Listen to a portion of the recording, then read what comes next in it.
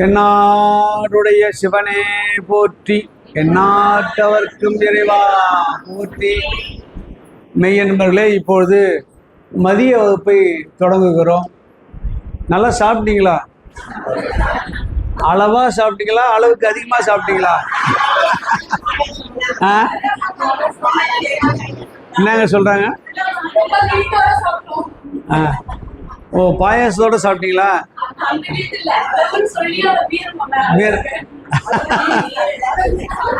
பரவாயில்ல, அவ்வளவு நினைவா இருக்காங்க பாருங்க.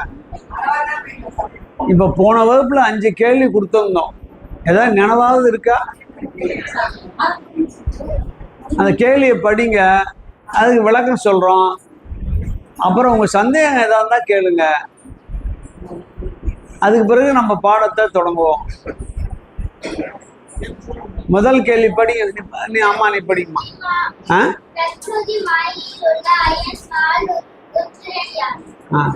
பிரகிருதி மாயில் உள்ள அயன் மால் ருத்திரன் யார்? பதில் நம்ம எழுதிருக்க ஜீவன் முத்தர்கள். பரிவார ஜீவன் முத்தர்கள் பரிவார தெய்வங்கள் தான் சரியானது. அப்புறம் அடுத்த கேள்வி,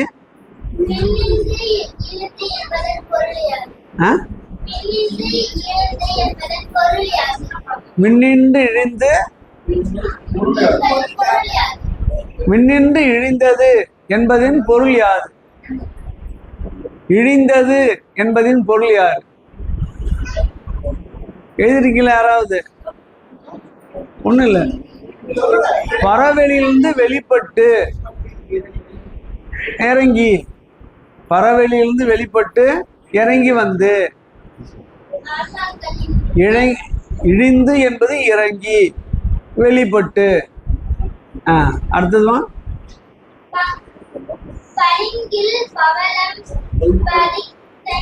பதித்தான் பதி. கேள்வி என்ன? எது? பளிங்கு யாரை குறிக்குமா? பளிங்கு யாரை குறிக்கும்? பளிங்கில் பவளம் பதித்தான் என்ற ஓமையில பளிங்கு யாரை குறிக்கும்? பளிங்கு என்பது ஆன்மாவை குறிக்கும். பவளம் என்பது யாரை குறிக்கும்?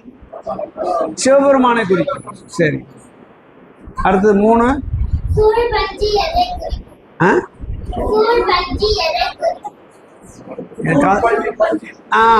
சூழ் பஞ்சு எதனை குறிக்கும்? சூழ் பஞ்சு என்பது எதை குறிக்கும்? சந்திரகாந்த கல்லும் சூழ் பஞ்சும் போலவே. அதான் பாட்டு. என்ன சொல்லிட்டாங்க? பஞ்சு என்பது பாசம் அல்லது வினை. பாசத்துல ஒரு கூறு தானே வினை.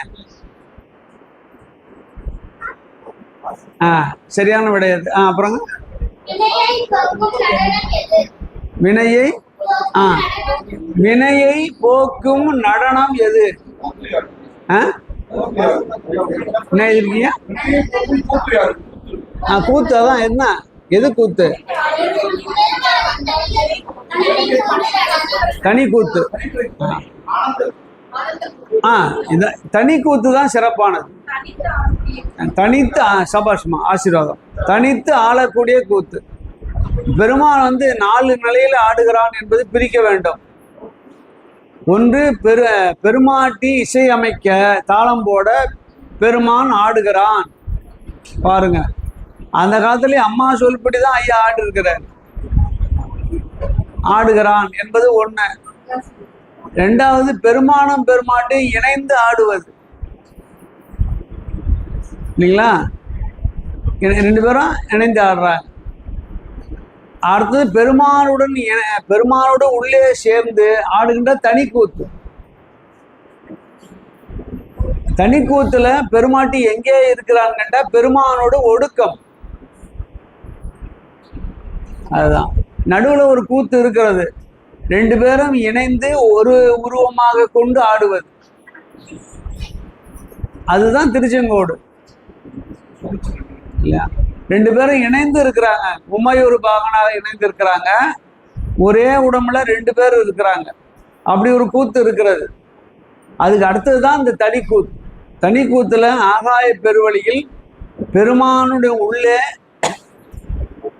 சக்தி ஒடுங்கி இருக்க பெருமான் ஆடுகிறான். அதுதான் தனிக்கூத்து.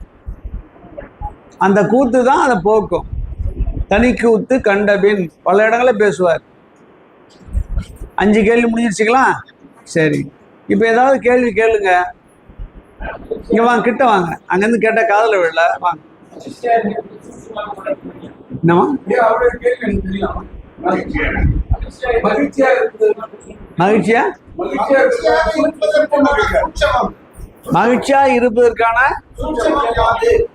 கேட்டுக்கணும். அதுல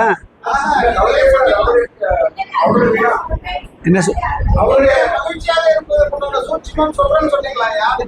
போன வகுப்புல சொன்னா இன்னும் வந்து இப்ப 4 வகுப்பு ஆயிருக்கா? சொல்லுங்க.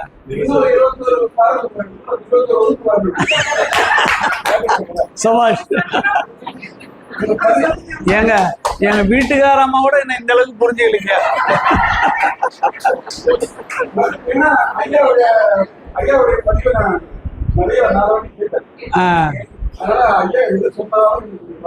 ஏதாவது தெரிஞ்சு போச்சு பாருங்க. நம்ம பாணிலே வந்துட்டாருங்க அவரு. அதுதான் சாந்ததம் தன்மை. சாந்ததம் தன்மைன்னு சொல்றாம எதனுடன் சாருகிறோமோ அதுவா தன்மை பெறுவான். ஐயா வந்து ஞாயிற்றுக்கிழமை என்ன சொல்ல நந்தி அதுவும் தெரிஞ்சுக்கிட்டீங்களா? எதுல கேட்டீங்க? யூடியூப்ல. இந்த யூடியூப்லயா தனி இல்லையா?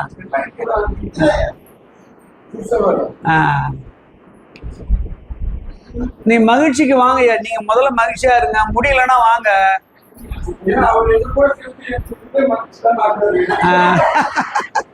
மகிழ்ச்சியா தான் கேக்குறாரு. ஓ, அவரு அப்படியா?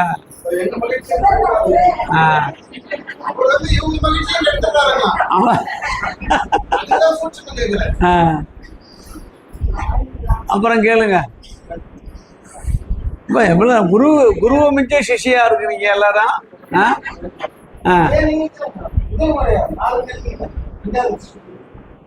சொல்லுங்க, ஏதாவது ஒண்ணு கேளுங்களா? வேற பதில் சொல்றேன்.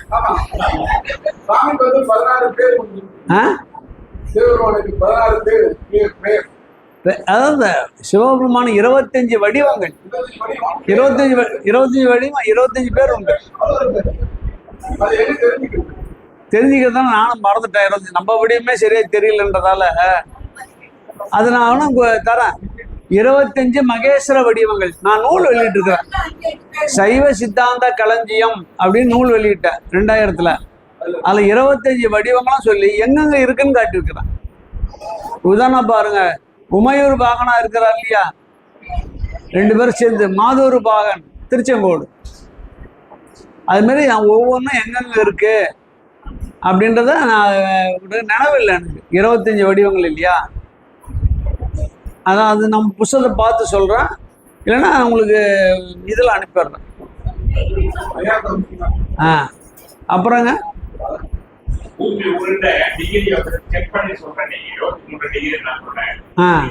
அதுக்கு கவனி கேட்கலைங்க. எங்க ஐயா கேட்கல, நான் மறந்துட்டேன்.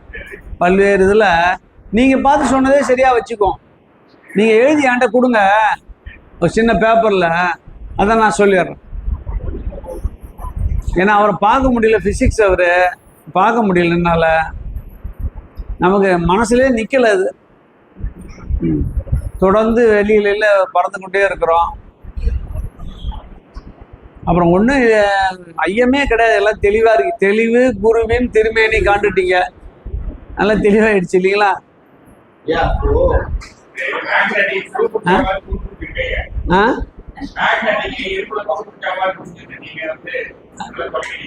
விலகிட்டோமா? இல்லை, கொஞ்சம் ஒட்டிட்டு தான் இருக்கான்.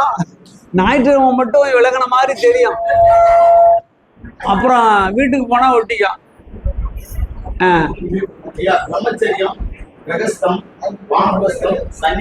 ஆமா, அஞ்சாவது இல்லை இருக்க சொல்லிருக்க மாட்டேன். 4 தான். 4 தான் படிநிலை. அதுக்கு பிறகு முத்தி நிலை தானே. சன்னியாசி பிறகு இறைவனோட களத்துல முத்தி நிலை. 2 1. சன்னியாசி என்பது சத்து யாசி. சத்துனா சிவபெருமான், சத்து சித்து ஆனந்தம். பரதேசி என்பது பரம்பொருள். பரம்னா சிவபெருமான், யாசினா யாசித்தல் கேட்டல், தன்னோடு கலக்கணும்னு கேட்குறோம்.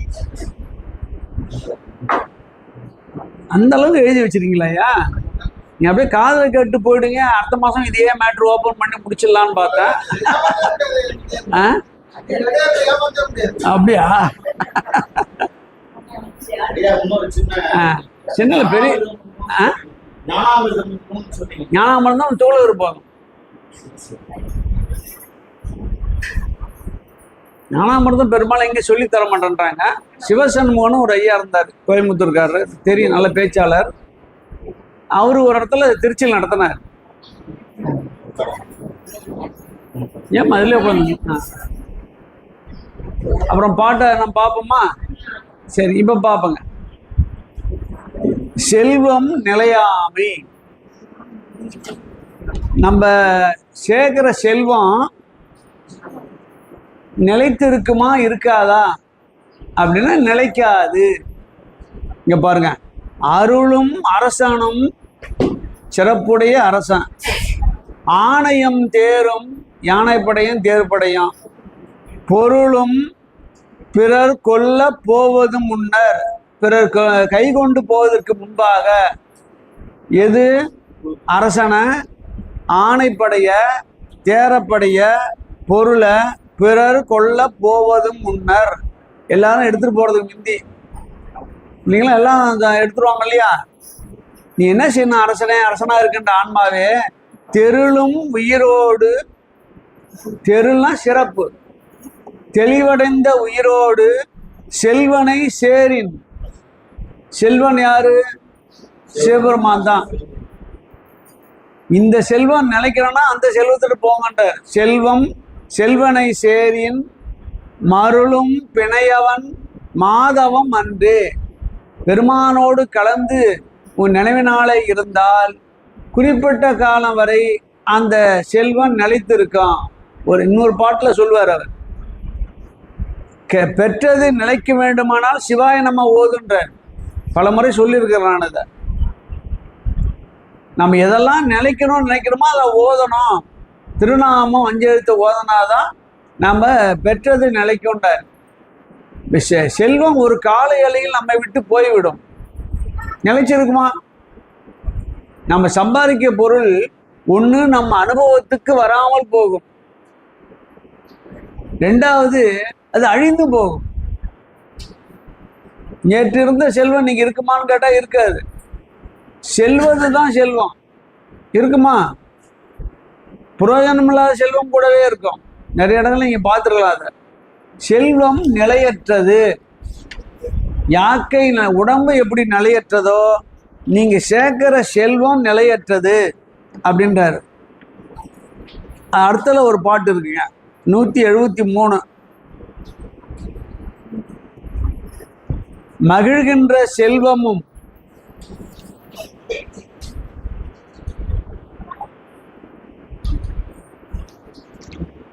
மகிழ்கின்ற செல்வமும். செல்வம் என்றால் பரம்பரை சொத்து. 2வது பாருங்க, மாடும்.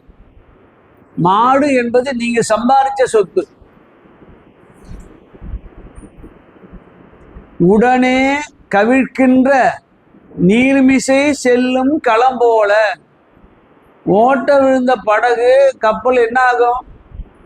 உடனே கவுந்துரும். நீர் வர வர வர அது கவுந்துரும். இருக்கிற பொருள் ஏதாவது இருக்குமா? எனவேதான் நீங்க சேர்த்த பொருளும் பரம்பரை சொத்தும் நீர்ல களம் எப்படி கவுந்து போகிறதோ ஒரு கால எல்லையில் நம்மை விட்டு போய்விடும்.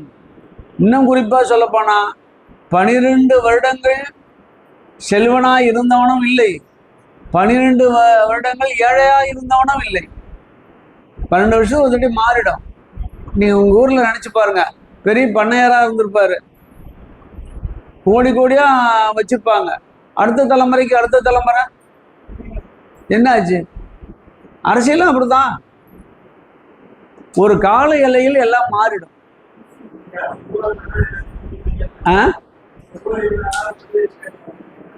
என்ன சொல்றது கால வேண்டாம் எனக்கு.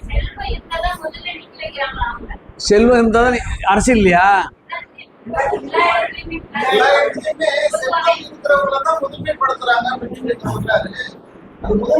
ஆனா செல்வம் இருந்து முதன்மைப்படுத்தினாலும் செல்வம் போன பிறகு முதன்மை நடக்குமா? முதன்மைப்படுத்த மாட்டாங்க. செல்வம் உள்ளம் போது என்ன உலகத்துல முதன்மைப்படுத்துவோம். பெருமான் செல்வத்தால ஏற்றத்தாழ்வு தான் வரும், கல்வியினாலும் ஏற்றத்தாழ்வு வரும், ஞானத்தால உள்ளுக்குள்ள இருக்கிற ஞான உணர்வை வேறுபாடுபடுத்தி காட்ட முடியுமா? காட்ட முடியாது.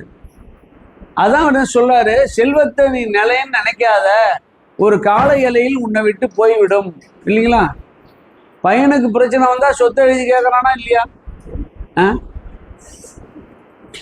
இல்லப்பா நானா கேட்கல, கேட்க சொல்றாங்கன்றான். கேட்க சொல்றது யாரு? அது என்கிட்ட நேரா கேட்க சொல்லுப்பா,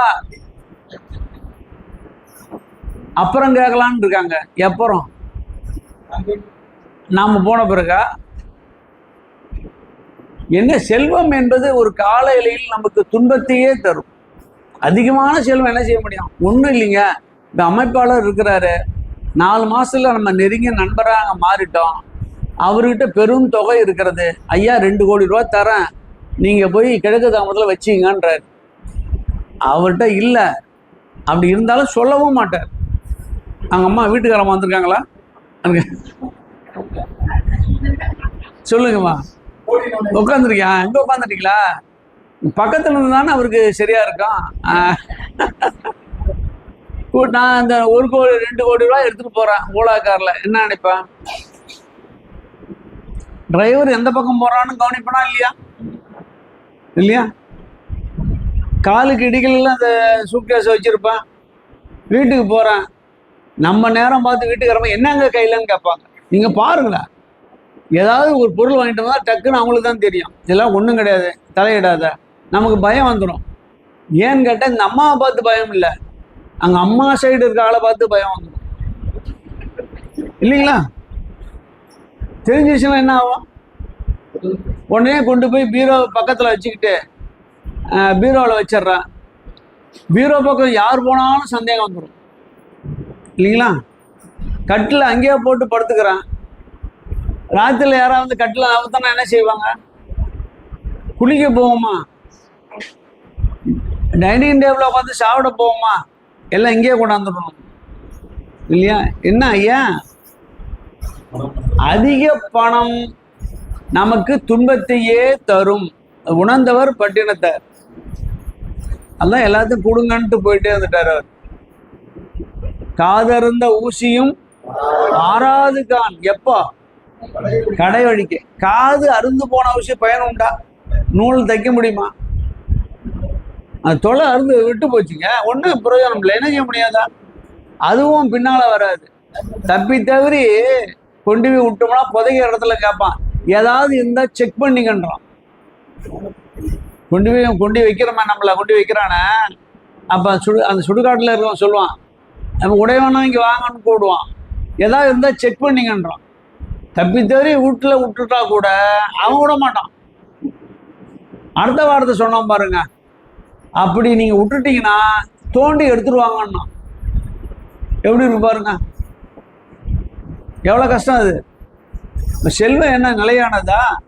ஒரு கால எல்லையில் நம்மை விட்டு அது போய்விடும். ஆனா அதுதான் உயிர், உறவை விட மேலானதுன்னு நினைக்கிறோம். இல்லை, அது அதான் செல்வம் நிலையாமை. கவிழ்கின்ற நீர்மிசை செல்லும் களம் போல அவிழ்கின்ற ஆக்கையோர் வீடு பேராய் சிமிழ் ஒன்று வைத்தமை. இப்போ இவ்வளவு செல்வத்து நடுவில் நீ ஒன்று நினைச்சு பாரியா, உன் உடம்புல உன் ஆன்மாவிலேயே ஒரு செல்வம் இருக்கிறது, சிமிழ்னு இருக்கு இல்லையா? குங்கும சிமிழ் மாதிரி இருக்கு, அதுக்குள்ள மாணிக்கம் இருக்கு. கையில் கொடுக்குறாங்க, தெரியாத நம்ம வச்சிடுறோம். அப்போ சிமிழுக்குள்ளே ஒரு வைரம் இருக்கிறது என்பதை நீ அறிகிறியா? உன்னுடைய உயிருக்குள்ளே இறைவன் என்ற ஒரு அருமையான செல்வம் இருக்கிறது, அந்த செல்வத்தை தேடுன்ற. சிமிழ் ஒன்று வைத்தமை உங்களுக்குள்ளே கொண்டாந்து இதயத்தில் ஆன்மாவில் ஒரு இறைவனை பதிவு செஞ்சிருக்கிறான். உள்ள இறைவன் இருக்கிறான், உள்ளுக்குள்ளே இருக்கிறான். அதை கண்டுபிடிச்சான்னு கேட்குறாரு. தேர்ந்து அறியாரு இவங்களாம் என்ன செய்ய போறாங்க? எனவே செல்வம் நிலையற்றது. இங்க பாருங்க, செல்வம் எப்படின்னா இருக்கட்டும், செல்வத்தை எப்படி பயன்படுத்தணும்னு சொல்றாரு பாருங்க. 178வது பாட்டு, அருமையான பாட்டு இது. உடம்போடு உயிர் இடை விட்டு ஓடும்போது, உடம்போடு உயிர் இடை விட்டு, டக்குன்னு ரெண்டுத்தையும் பிரிச்சுட்டு போயிட்டே இருக்கான். உடம்போடு உயிர் இடை விட்டு ஓடும்போது அடும்பரிசு ஒன்று இல்லை. நம்ம பெறுகின்ற பரிசு ஏதாவது உண்டா? வெல்லும் பரிசு ஏதாவது உண்டா? என்ன இருக்கு போகுது? மூச்சு நின்று போச்சுன்னா போச்சு எல்லாம். என்ன செய்வாங்க எல்லாரும் வந்து? மூச்சு நின்று போச்சுன்னா என்ன செய்ய போறாங்க? ஒன்றும் கிடையாது, ஒன்றில்லை. ஆனா அதற்கு முன்னால அண்ணலை எண்ணும். அண்ணலை வழிபாடு செய்வானா, நீ கோயிலுக்கு போவனா, எண்ணும். கடைசி நேரத்துல கூட பெருமானை நினைச்சு எண்ணு. மேல் மூச்சு கீழ் மூச்சுன்னு சொல்றான்ல, அப்ப எண்ணு அவனை. அண்ணலை எண்ணும் விடும் பரிசா நின்ற மெய் நமன் தூதர். உயிரை விடும்னா எடுக்கிறது, விட்டு எடுக்கிறது. விட்டு எடுக்கிறது தயாரா இருக்கின்ற மெய் நமன் தூதர். மெய்யானவன் யாரு? நமன். உயிரெடுக்க வரான் அவன், நமன் தூதர். நீ சிவபெருமான என்னன்னா மனசார துதிச்சுனா ஒரு லாபம் உண்டுன்ற. என்ன லாபம் பாருங்க. சுடும் பரிசு அதையும் வருத்தப்பட்டு உங்களை அழைக்காம போயிடுவான், நல்விதமா அழைப்பான்ற. கடைசி கட்டத்துல இழுத்துட்டு போவோம்ல, உயிர் கடைசி கட்டம் போகின்ற போது உயிர் எப்படி போகுதுன்னு கண் வழியா போதா காது வழியா போதா அப்படிலாம் நம்ம பார்க்கலாம். மேல் மூச்சு அடங்கும், மேலே போய் போய் அடங்கும், கொஞ்சம் கொஞ்சமா வெளியே போகும். மேலே இருக்கிற துவாரங்கள் வழியாகவும் போகும், கீழே இருக்கிற துவாரங்கள் வழியாகவும் போகும். பின்னாடி வந்தவங்க சாத்திரத்துல என்ன சொன்னான்னு கேட்டா, மேல் வழியா போனா சொர்க்கம் என்றும், கீழ் வழியாக போனால் நரகம் என்றும், உச்சந்தலை வழியாக போனால் சிவபெருமான் திருவடி என்றும் கணித்தார்கள். அதான் கபால மோட்சம்னா, யோகத்துல கபால மோட்சம்னா. நமன் வருகிறவன் நல்ல சிவனடியாருக்கு வலிந்து அழைத்து செல்ல மாட்டான், கொடுமைப்படுத்தி அழைத்து செல்ல மாட்டான், சுட்டு அழைத்து செல்ல மாட்டான், இயல்பாகவே பிரியும். உதாரணம் சொல்றேன். திருமந்திரத்துல ஆழ்ந்து போனவர், திருமணத்துல ரொம்ப ஆழ்ந்து போனவர் ஒருத்தர் இருக்கிறார், திருவாரூர்காரர், சிவராஜ யோகி ரத்ன சபாபதி பிள்ளைன்னு பேரு. அவரு திருமந்திரத்தை சொல்லப்படியே வாழ்ந்தார், யோகம் செஞ்சார், கோயிலெலாம் போக மாட்டார், திருவாரூர் கோயிலுக்கு போக மாட்டார், வீட்டிலே தான் இருப்பார். அமாவாசை திதி பௌர்ணமி எதுவும் சாமி விட மாட்டார். அம்மாண்டும் இறைவனே நடிப்பாரு, குளிப்பாரு, வருவாரு, தியானம் பண்ணிக்கிட்டே இருப்பார். இதான் வேலை அவருக்கு. அப்படிதான் இருந்தார். அவர் உட்காந்தே இருக்குமா எல்லாத்தையும் கூட்டு சிரிச்சார். எல்லாத்தையும் நல்லா எப்படியா நல்லா இருக்கீங்களா, இதெல்லாம் படிங்க அப்படின்னு சொல்லிட்டே இருக்குமா உயிர் போயிடுச்சு. அப்படியே சேர்ல உட்காந்து கண்ணை மணி போயிடுச்சு. எப்படி இருக்கு பாருங்க. பாவம் செஞ்சல் உயிர் எப்படி போய் இழுத்து பறிக்கும்ல, இன்னைக்கு போமா நாளைக்கு போமா. இந்த இழுத்து பறிக்கிறதுக்கு நம்ம தமிழ் ஆளு ஒரு ட்ரிக்ஸ் செஞ்சோம். ரொம்ப கெட்டிக்காரங்க நம்ம ஆள், நல்லதுக்கும் கெட்டிக்காரன் கெட்டதும் கெட்டிக்காரன். ஒன்றும் இல்லைங்க, இழுத்து பறியுதுங்க, 5 நாளாக உயிர் போலிங்க, அதுக்கு ஆசை இருக்குங்க, மண்ண ஆசை பெண் ஆசை இருக்கும், மண் ஆசை தான் அதிகமாக இருக்கு, மண்ணை கரைச்சி வாயில ஊத்துறானோ. சாதாரணமாக போனாவே அடைச்சி சேர்த்துடும், மண்ணை கரைச்சி ஊத்துனா ஊற்றும் போதே போயிடும். எல்லாம் கிராமத்தில் பொண்ணையும் மண்ணையும் இழைச்சி ஊற்றுவாங்க. அது எதுக்குன்னு கேட்டா எவ்வளவு காலம் அவன் இழுத்துட்டே கிடக்கிறது? வேலை வெட்டி போவான், பாவம் இல்லை, சாப்பாட்டுக்கு என்ன செய்வான்? வேலைக்கு போனா தானே சாப்பாடு. இதை பார்த்துட்டே உட்காந்துட முடியுமான்னு அவங்க ஒன்று கண்டுபிடிச்சிட்டாங்க. இப்ப என்ன செய்யறது நினைச்சு பாருங்க. டக்குன்னு போற உயிரும் இருக்கிறது, நீண்ட கால் இழுபறித்து போகிற உயிரும் இருக்கிறது. எவ்வளவு கஷ்டம். நான் அடிக்கடி எங்க வீட்லயே கூட சொல்லுவேன், திடீர்னு போயிட்டீங்கன்னா நான் செய்த புண்ணியம் இல்லைங்களா, போகாம இழுத்து பறிச்சுருந்தா நீங்க செய்த பாவம்ட்டா. நினைச்சு பாருங்க. திடீர்னு போயிட்டா நான் புண்ணியம் செஞ்சாம போயிட்டான், எந்த பிரச்சனையும் இல்லை. ஆனா இழுத்து பறிச்சிருந்தனா அவங்க தான் பாவம் செஞ்சிருக்காங்க. ஏன்னா கவனிக்கணும் இல்லை, பார்த்துட்டா போகணும் இல்லை. கடைசியில அவங்க ஒரு கண்ட்ரோலுக்கு வருவாங்க, எப்பயா போவோம் அப்படின்னு கேட்குற மாதிரி தான். பெருமானே கருணை காட்ட மாட்டேயான்னுவாங்க. என்ன கருணை? க்ளோஸ் பண்றதுதான், வேற என்ன கருணை இருக்கு? அப்படிதான் போவோம். செல்வம் அளவுதாங்க, அளவுக்கு மிஞ்சினால் தேவா அமிர்தமும் விஷமாக மாறிவிடும் இல்லைங்களா. பெரிய பெரிய கோடி பாருங்க. ஒரு 10-12 வருஷத்துக்கு முந்தி எங்க பையன் ஒரு காலேஜில் படிக்கிறான். அவன் சாயங்கால நேரத்தில் கோயில் அதிகாலையில் இருந்து கோயிலுக்கு போவான். மார்கழி மாதம் கோயிலுக்கு போகும்போது அவனும் ஃப்ரெண்ட்ஸும் போகும்போது ஒரு இடத்துல எரியுது, திக்கு திக்கு திக்குன்னு எரியுது ஒரு மூளையில். ஐயோ ஹாஸ்டலில் பத்திக்கு மேலே அணைக்க போகிறான். அங்கே இருக்கிறவங்களாம் ஒருத்தன் கையை வச்சுக்கிட்டு, டே கிட்ட வராது ஓடி போடா அப்படின்னு கத்துறான். அங்கேருந்து பேப்பர்லாம் பறந்து வருது. எடுத்து பார்த்தா 1000 ரூபா நோட்டு. எதை எரிச்சிருக்கிறான்? எவ்வளோ பெரிய விஷயம் பாருங்க. இவ்வளோ பெரிய கும்பலாக எரியுதுங்க. என் பையன் நேராக சொன்ன விஷயம் அது. ரைடு வர போதுன்னு தெரிஞ்சுக்கிட்டு எரிச்சிட்டான். மூட்டையை கட்டி ஆற்றுல போட்டான். எத்தனை பேர் இருக்கிறான்? எவனுக்காக கொடுத்துடலாம் இல்லை, பயனுடையதாக போவோம் இல்லை. தான் மாட்டிக்கோன்னு எப்போ தெரியுதோ அது இந்த பணம் யமனாக மாறுகிறது. அதுவரை இந்த பணம் நமக்கு உயர்வாக தெரிகிறது. இதான விஷயம். எவ்வளவு விஷயம் பாருங்க. சுடும் பரிசதையும் சூழ்கிறாரு. சுட்டு வேதனைப்படுத்தி உங்களை அழைத்து செல்வதை யமன் விரும்ப மாட்டான். யமன் உங்களை தவிர்த்துடுவான், இன்பமா அழைச்சிட்டு போவான். உட்காரும் போது அப்படியே போனா எவ்வளவு சிறப்பு பாருங்க.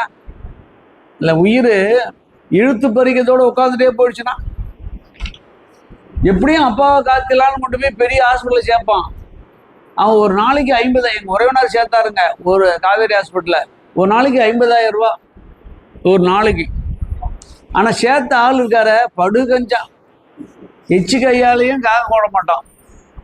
எங்க பங்காளி வைக்கிறான். அவன் பேச்சு முச்சே கிடையாது, எல்லாமே ஓடிட்டு இருக்கு, மிஷினாலாம் ஓடுது. நான் பையன்கிட்ட கேட்டேன், பையன் அப்பா சொன்னா, ஐயா இது மாதிரி அப்பா ரொம்ப இதா இருக்கிறாரு என்னாரு. நான் ஜாலியா பேசுறாளியா, நீ ஏதாவது தப்பா நினைச்சுக்காதா என்னன்னு கேட்டேன். சொல்லுங்க அப்பா வாங்க அப்படி டீ சாப்பிட்டே சொன்னான். அது உயிர் நிலைக்கணும்னா 50,000 ரூபாய் கட்டு இல்லைங்களா. இது தேவையில்லைன்னு நீ நினைச்சினா அவர் காதுல போய் ஒரு நாளைக்கு 50,000 ரூபாய் கட்டுறேன்னு சொல்லு, டக்குன்னு போயிடும். நான் அவர் சிரிச்சிட்டாங்க. எப்படி இருக்கு பாருங்க. காசு மீது பற்று, நிலம் மீது பற்று, பசங்க மீது பற்று இல்லைங்களா. எல்லாம் பற்று பற்றுன்னு போனா என்ன ஆகும்? 10 தான் அதெல்லாம். அதுதான் சொல்ல. அடுத்தது பாரு, அடுத்த தலைப்பு இளமை நிலையாமை. நம்முடைய இளமை வாலிபம் நிலைச்சிருக்குமா? இருக்கிறது இல்ல.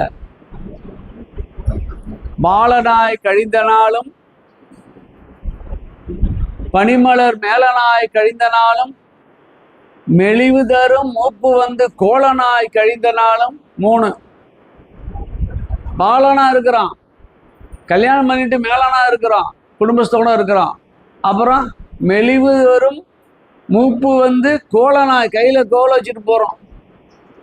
நான் குறிக்கோள் இல்லாது கெட்டேன். அப்பர் சாமி என்ன குறிக்கோள்? இந்த 3 காலத்திலயும் நம்ம இறைவனை நினைக்கிறோமா? இது நிலையற்றதுன்னு நினைக்கிறீங்களா? இல்லையா? சொல்லுங்க. இளம் வயசுல பாம்பை பார்த்து அடிக்க தோணும். வயசான காலத்துல பாம்பு வந்தா என்ன செய்வான்? பாம்பு என்ன இருக்கு, கர்ப்பாம்பூச்சி வந்தாலே போச்சு. யமன் எப்படி வருவான்னா சொல்ல முடியாது. பாத்ரூம்ல வழிக்கு விழுந்து பெரும் தலைவர்களாம் இறந்துருக்கிறார். ஜனாதிபதியெல்லாம் அப்படிதான் போனாங்க. பாத்ரூம்ல வழிக்கு விழுந்தாலே போச்சுங்க. காலையில் தான் பெரும்பாலும் ஆரம்பிக்குன்னு சொல்லுவாங்க. நலன் மகாராஜா எப்படி போனா? கால் வழியா தான் போனான் அவன். அவ்வளவு துன்பத்துக்கு காரணம் இளமை நிலையாது. எப்படி உதாரணம் சொல்றாரு, கிழக்கு எழுந்து ஓடிய ஞாயிறு சூரியன் கிழக்கிலிருந்து வரான். மேற்கே விழக்கண்டும் தேரார். ஒன்று தோன்றினால் நிச்சயமாக அது மறையும் இல்லைங்களா? எது தோன்றுகிறதோ அது மறைந்து போய்விடும். நம்ம கையில நீங்க ஆட்சி இருக்கலாம், ஒரு காலத்துல போயிடும். வேறொரு கையில ஆட்சி வரலாம், போயிடும். குடும்பத்துல என்று நிலையானது இல்லை. இளமையில இருக்கின்ற ஒரு சிறப்பான தன்மை இப்ப நமக்கு இருக்கா? முதல்லாம் பையன் நம்ம சொன்னா கேட்பான். இப்ப பையன் சொல்றதை நாம கேட்கணும். அதானே மாறிடுது இல்ல? தேரார் விழி இல்லா மாந்தர். விழினா அறிவு இல்லாத மக்கள். சூரியன் கிழக்க இருக்கிறான், சாயங்காலம் மேற்கு போயிடறான். ஒரு நாளே நடக்குதியா? அப்ப என்ன உன்னுடைய இளமை நிலைமையா இருக்குமா? பாலனாய் இருந்தாய், மேலனாய் குடும்பஸ்தனாய் இருந்தாய், முதியவனாய் ஆகிவிட்டாய். அடுத்த வரி பாருங்க, குழக்கன்று மூத்து ஒரு தாய். சின்ன கன்று குட்டி மூத்த பெருசா மாறுது. என்ன ஆகும்? சில நாளில் விழக்கண்டும். அந்த மூத்து இருந்த அந்த மாடு இல்லை பசு விலங்கினம் மூத்து போனா என்ன ஆகும்? ஒரு கால எல்லையில் விழுந்துடும். விழக்கண்டும் தேரார் வியன் உலகாறு. இதெல்லாம் ஆராய்ச்சி பார்க்காம மக்கள் இது நிலையானது நிலையானது என்று சொல்லி கொண்டு இருக்கிறார்கள். அடுத்த தலைப்புங்க, மீதெல்லாம் அதே கருத்து தான். 5 உயிர் நிலையாமை. இந்த தலைப்பு எல்லாத்துக்கும் சிக்கலான தலைப்பு. இது சில பேர் தவறா பொருள் சொல்றாங்க. உயிர் நிலையமான உயிர் நிலையானது தானே. இந்த பிறகுலாம் அடுத்த பிறகு வரப்போகுது, அடுத்த பிறகு வரப்போகுது. உயிர் எப்படி நிலையற்றது? உடல் தான் நிலையற்றது, அதானே? அடுத்த பிறப்பு போகும்போது இந்த உயிர் தானே வருது. அதுக்கு அடுத்த பிறப்பு உயிர் தானே வருது இல்லையா? மேல திருவடி பேரு போனாலும் உயிர் தானே வருது. உயிர் இருக்குல்ல, அது எப்படி அது நிலையாமைன்னு சொல்ற அப்படின்னு கேட்டா பொருள் அது அல்ல. சில பேர் தவறா சொல்றாங்க. தவறு அது. உயிர் உடலோடு கூடிய காலம் நிலையாமை. இந்த உயிர் உடலோடு கூடிய காலம். உயிர் எவ்வளவு காலம் உடலோடு இருக்கும்? எவ்வளவு காலம் இருக்கு நமக்கு? உயிர் உடம்போடு தொடர்ந்து இருக்குமா?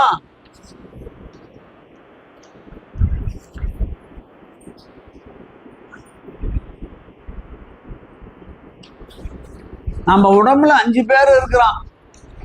மெய், வாய், கண், மூக்கு, செவி இல்லையா? 5 பேரும் தொடர்ந்து இருப்பானா உயிருடன்? இங்க பாருங்களேன், 189.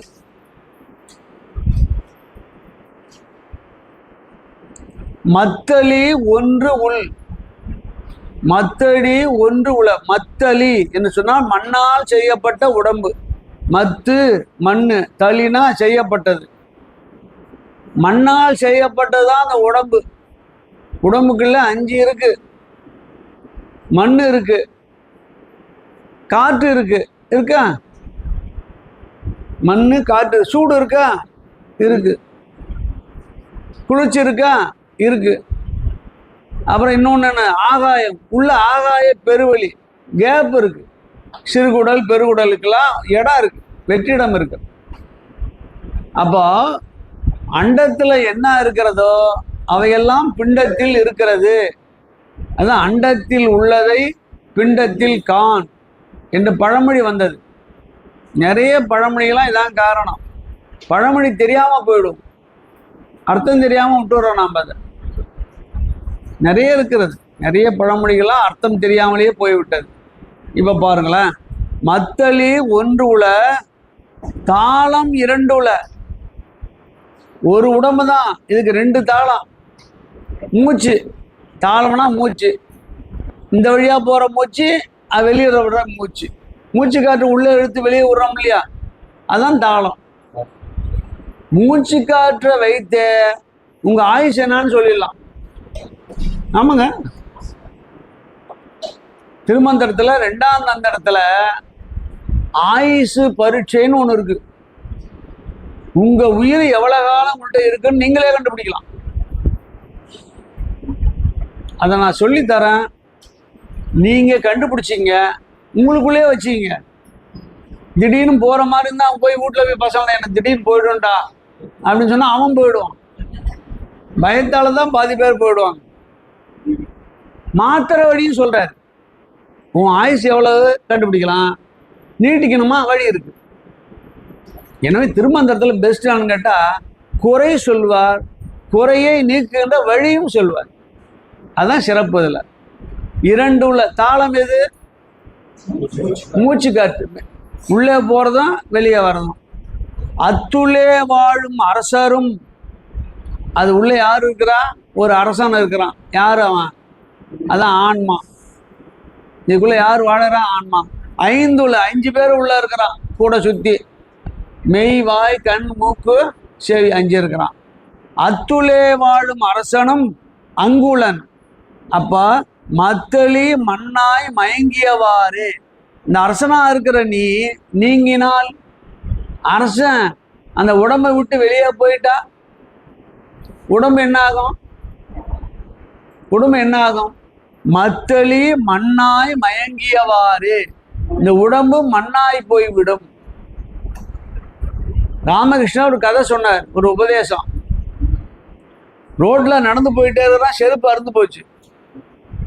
அந்த வீட்டுக்காரம்மாட்ட கூட்டம் பக்கத்து வீட்டுல, அம்மா இந்த செருப்பை கொஞ்சம் விட்டு போறேன், சாயங்காலம் ஆயிடுச்சு, நாளைக்கு வந்து எடுத்துக்கிட்டு போய் அவங்ககிட்ட கொடுத்து தச்சுக்கிறேன், அது வரைக்கும் வீட்டுல கிடக்கட்டும். சரி விட்டு போப்பான்ட்டார்.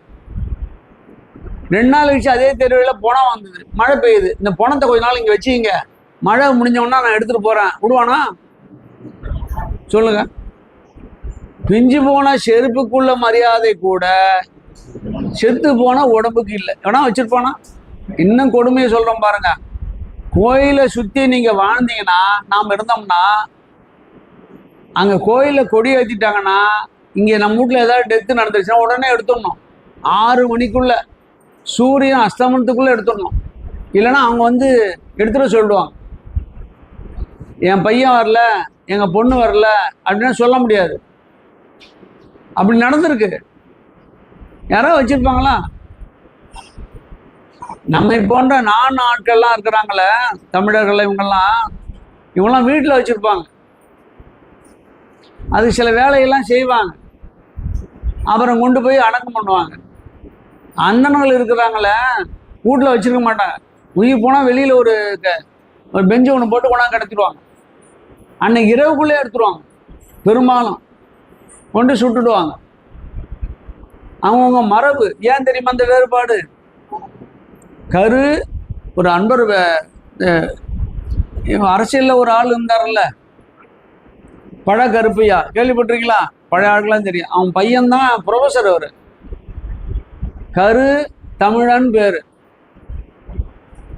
நல்ல யூடியூப்ல நிறைய பேசுறாரு, நல்ல அருமையான சரியான ஆள். அவர் சொல்றாரு, ஏன் இந்த இவங்க இரவுக்குள்ளே எடுக்கணும், பகலுக்குள்ளே இருக்கணும், அவங்க ஏன் சுடுறாங்க, இவன் ஏன் எடுக்கிறாங்கன்னு கேட்டார். தமிழருடைய மரபு இடுதல், வேதியர் மரபு சுடுதல். ஏண்டான்னு கேட்டார். இந்த சுடுறவன் ஒரு ஊடு நிலை இல்லை அவனுக்கு, ஊர் ஊரா போவான். அங்கங்க குடியேறிகள் தான் அவங்க. அப்ப இங்கேருந்து அங்க போகும்போது சமாதி வச்சுட்டா செய்ய முடியுமா? இந்த ஊர்ல இருக்கிறான், நாளை அந்த ஊர் கோயில வேலை கிடைத்து போயிடுறான், இங்க சமாதி வச்சு என்ன செய்யறது? ஆனா சுட்டுறதை எடுத்து தண்ணியில கரைச்சிடும். அவன் திதி தான் வீட்டோட சரி அவனுக்கு வேலை. நம்மால் என்ன செய்யறாங்க? ஜீவன் முத்தர்கள்லாம் ஜீவ சமாதி அடைகிறாங்க, கோயில் கட்டுறாங்க, வழிபாடு செய்யறாங்க. முன்னோர் வழிபாடு நமக்கு உண்டு, அவர் பேச்சு அது. இந்த கரு தமிழன் பேசுற பேச்சு இது. அவளுக்கு முன்னோர் வழிபாடு கிடையாது. உருத்திர வழிபாடுதான் அப்படின்னு முடிக்கிறார் அவர். எல்லாமே காரணம் காரியம் கருதிதான் சடங்கு வந்தது, சும்மா வரல. இதெல்லாம் ஒவ்வொன்றுக்கு சடங்கு வருது இல்லை, மரபு வருது இல்லை. இரவில் தீப்பெட்டி தரமாட்டாங்க. பழைய காலத்துலாம் பார்த்தீங்கன்னா 6 மணிக்கு மேலே தான் தீப்பெட்டியில் குச்சியிலன்னு தெரியும், பக்கத்தூரில் கடை வாங்க போவோம். விளக்கு வச்சுட்டு தரமாட்டாங்க. அது கொடுத்தா என்ன, அது எடுப்பீங்க தெரியாதமா, இருட்டில் தீக்குச்சி கொளுத்தீங்க, கூரை விட பற்றிக்கும். கொடுத்தா தானே, கொடுக்குறதில்ல, ஷேப் பண்ணிடுவாங்க, கொண்டு ஒட்டி ஒரு இடத்துல மேலே வச்சிருவாங்க. அப்படி மரபு இருந்தது. அப்புறம் ஊசி தரமாட்டான். ராத்திரியில் கடைக்காரன், பெட்டி கடைக்காரன் ஊசி விற்க மாட்டான். ஏன் விற்க மாட்டான்னா, எடுத்துட்டு போது கீழே போட்டுருவேன், எவனாவது மெரிப்பான், ஏறிடும், வம்பு ஆகிடும், எதுக்கு விற்பானா, உள்ள வச்சுக்க, விடிகாலம் வாழ்ந்துடும். இந்த ரெண்டும் எதன் அடிப்படையில் வந்தது? மனிதநேயன் அடிப்படையிலே வந்தது இல்லைங்களா? அதான சடங்கு, அதான மரபு. இந்த மரபை ஏன் கொண்டு வந்தோம்? நம்ம எல்லோரும் நல்லா இருக்க. இப்பெல்லாம் அது கிடையாது, எல்லாம் ஆன்லைன் தான். தோசையில இருந்து எல்லாம் என்ன எடுத்து ஆன்லைனில் போட்டால் வீட்டில் கொண்டாந்துறோம். மசாலா தோசை வேணும்னு எங்கள் பையன் கேட்டான். எங்கள் பொண்ணு மருமக வந்து ஆன்லைனில் புக் பண்ணிச்சு. ஆனால் மசாலா தோசை வந்தது. மசாலா வேற எங்கேயோ இருக்குது, தோசை எங்கேயா இருக்குது, தோசையாக இல்லை. இங்கே வீட்டில் சூடு குறையா வந்து சாப்பிடுவாங்களா? எண்ணெய் ஏறுவாங்க. இப்போ எல்லாம் ஆன்லைன் வகாமல் ஆயிடுச்சுங்க. கடுகு 200 கடுகு வாங்கணுங்க, பக்கத்துலேயே கடுகு போகலாமா இல்லையா? ஆன்லைன். அவன் கடுகுன்ற பேரில் எதை கொடுத்து அனுப்புகிறான். எல்லாம் இப்படி வந்தால் என்ன அர்த்தம்? அது ரொம்ப சோம்பேறி ஆயிடுச்சுங்க. பரவாயில்ல, இப்போ எல்லாம் காய்கறி அது இது எல்லாமே. இங்கே சொல்றாரு பாருங்க, அந்த அரசன் நீங்கி விட்டால், உடம்பிலே இருந்து உயிர் பிரிந்து விட்டால், இந்த உடம்பு என்னவா மாறும்? கொஞ்ச நாள் கூட வச்சிருக்க மாட்டான், கொண்டு போய் மண்ணாக சேர்த்து விடுவான். இதான் அந்த உடம்புக்குள்ள மரியாதை. அதுதாங்க இந்த பார்க்கும். அடுத்த தலைப்பு பாருங்க. அது ஒரு பாட்டு இருக்கு, 195. அந்த உயிர் நிலையாமை, உயிர் உடம்போடு கூடாம சீக்கிரம் போயிடுயா, நம்பு, அதான் உண்மை. அதுக்குள்ள நீ ஒரு வேலை செய்கின்ற. என்ன வேலைன்னு பாருங்க. அதுதான் 195வது பாட்டு. சூப்பரான பாட்டு. ஆம் விதி நாடி அறம் செய்வீன். ஆம் விதி என்றால் பேரின்ப வழி. பெருமானோடு சேருவதற்கு அது விரும்பினால், நாடினால் அறம் செய். எவ்வளவு சிறப்பான விஷயம் பாருங்க. நீங்க பாயாசத்தோட நம்ம சாப்பாடு போட்டார் ஐயா, பெரிய அறம் அது, அடியாருக்கு அறம். அது என்ன புண்ணியம் தெரியுமா? 2 புண்ணியம் இருக்கிறது நாம் தானம் பண்ணுவதில்லை. ஒன்று பசு புண்ணியம், இன்னொன்று பதி புண்ணியம். போடுவது சாப்பாடு தான். உயிருக்கு வெளியில இருக்கிறான், பிச்சைக்காரன் இருக்கிறான், வழி இல்லாமல் இருக்கிறான், அவனுக்கு ஒன்று நீங்கள் போடுறீங்க, சரிதாங்களா? அந்த உயிர் செழிக்கும், மலர்ச்சி அடையும். அப்பா உயிர் கொடுத்தான் அப்படின்னு நினைக்காது. அது வந்து பசு புண்ணியம். பசுனா உயிர், உயிருக்கு செய்கின்ற உபகாரம். இதான் முதல் நிலை. 2வது நிலை இருக்கிறது. மனம் கலங்கி போய், மனம் மேலும் தெரிய வேண்டும் எண்ணத்தோடு சிவபெருமானை நாடி வந்து சில பேர் வழிபாடு செய்வார்கள், பாராயணம் படிப்பாங்க, நல்ல உபதேசம் கேட்பாங்க. இந்த ஆன்மா யாரை நோக்கி நகர்கிறது? சிவனை நோக்கி நகர்கிறது. இந்த சிவனை நோக்கி நகர்கின்ற ஆன்மாவுக்கு சிறிதளவு உணவு கொடுத்தாலும் அது பதி புண்ணியம். உங்களுடைய அங்க போய் சேர்த்துரும். இப்போ நீ கொடுக்குற சாப்பாட்டெல்லாம் அந்த என்ன செய்ய போறான்? மேலும் 4 பதிகம் படிக்க போறான், 4 கருத்து கேட்க போறான், 4 தொண்டு செய்ய போறான். அப்ப நீ கொடுக்குற சாப்பாடு பதியை நோக்கி அந்த ஆன்மாவை நகர்த்தும். அதுக்கு பேரு பதி புண்ணியம்னு வச்சாங்க. சைவ சித்தாந்தம் உயர்நாடியான சொல். இப்ப நான் சொன்னது எல்லாம் திருமந்திரத்திலிருந்து போனதுதான் இல்லைங்களா? ஐயா நீ செஞ்சது பதி புண்ணியம். பாயாசம் கொடுத்தாரு, அப்பளம் கொடுத்தாங்க, தயிர் சாதம் சாப்பிட்டேன் நான். இதனால கொஞ்சம் தெம்பாயிடுச்சு. தெம்பாய் நம்ம என்ன செய்கிறோம்? இறைவனை பற்றி பேசுகிறோம் இல்லைங்களா? அந்த உயிர் எதை நோக்கி நகர்கிறது? சிவபெருமானை நோக்கி நகர்கிறது. அதுதான் பதி புண்ணியம். அவர் நீ பதி புண்ணியம் செஞ்சிருக்கிறார்.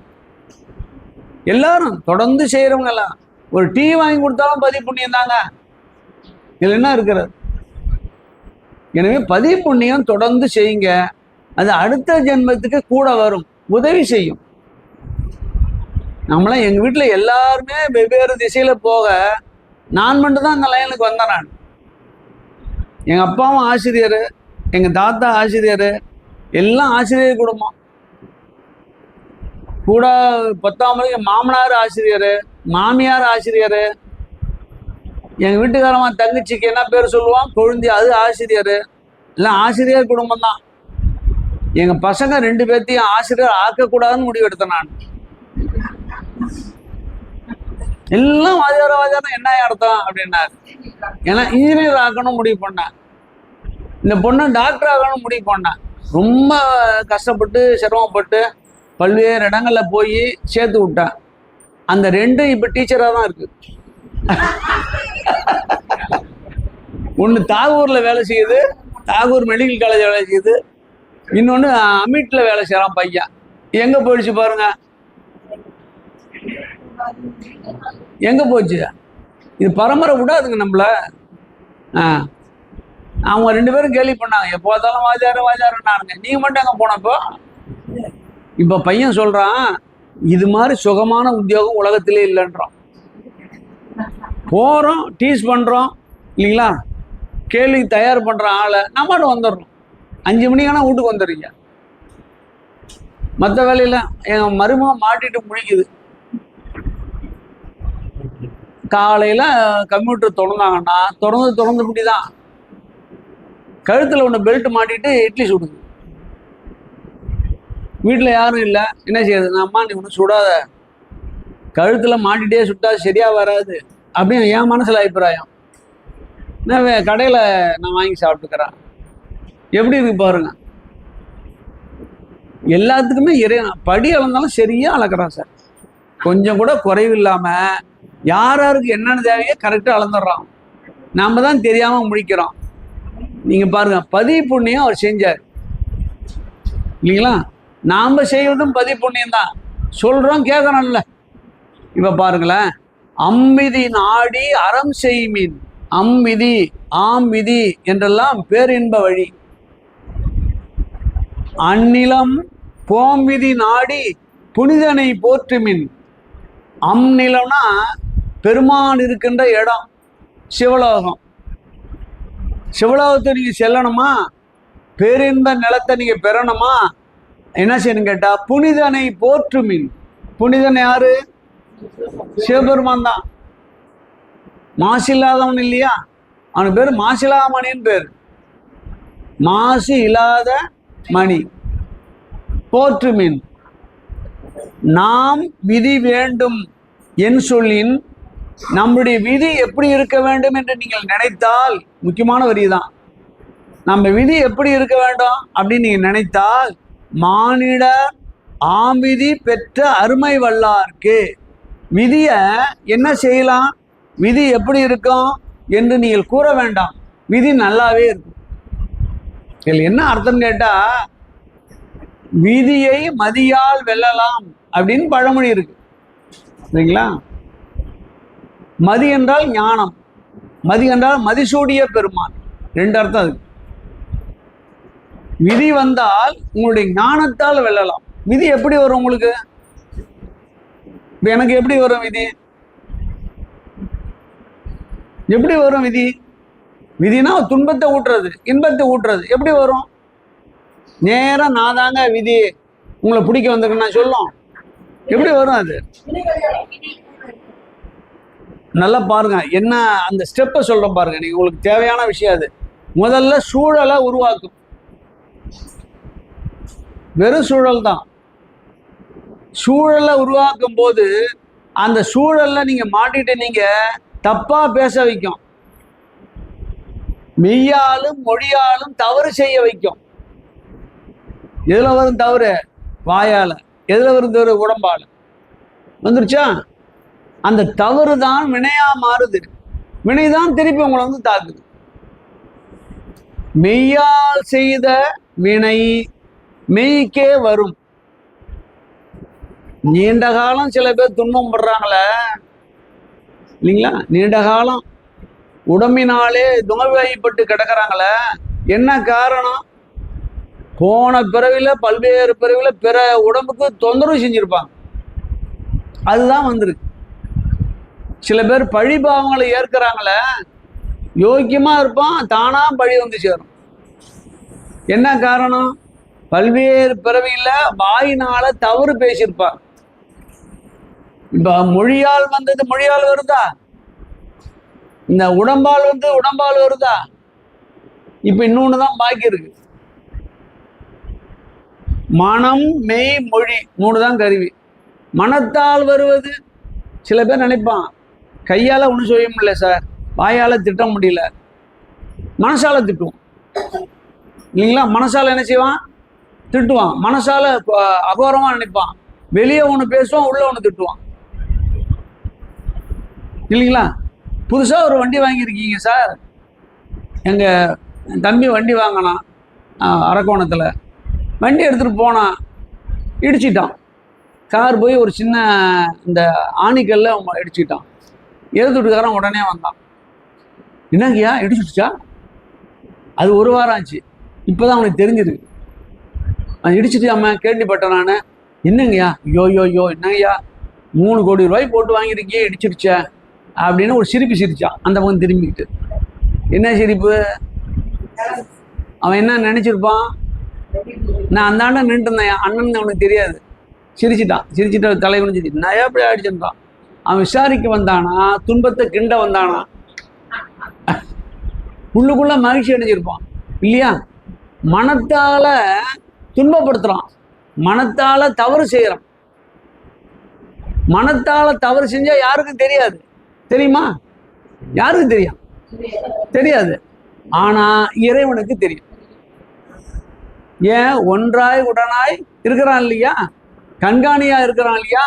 உயிர்ல கலந்து இருக்கான் இல்லையா? அவனுக்கு தெரிஞ்சு போச்சு. இப்போ யாருக்கும் தெரியாம மனத்தால செஞ்ச தப்பு என்ன ஆகும் என்று கேட்டா, கனவாய் வந்து துன்பப்படுத்தும். கனவாய் வரும். சில பேர் பயந்து அலறான சொப்பனம் வந்து பயமுறுத்தும். திடீர்னு தூக்கி போட்டு எழுமா, நெஞ்சு அடைக்கிற மாதிரி இருக்கணுமா, எழுந்து உட்காருமா, என்னன்னே தெரியலீங்க, ராத்திரி பூரா ஒரே கனவா இருக்கு அப்படின்றான். தீய கனவுகள் அதிகமாக வந்தால் ஒரு ஜென்மத்தில் அவர்கள் மனதினாலே தவறு செய்திருக்கிறார்கள் என்று பொருள். யாரா இருந்தாலும் சரிதான். அது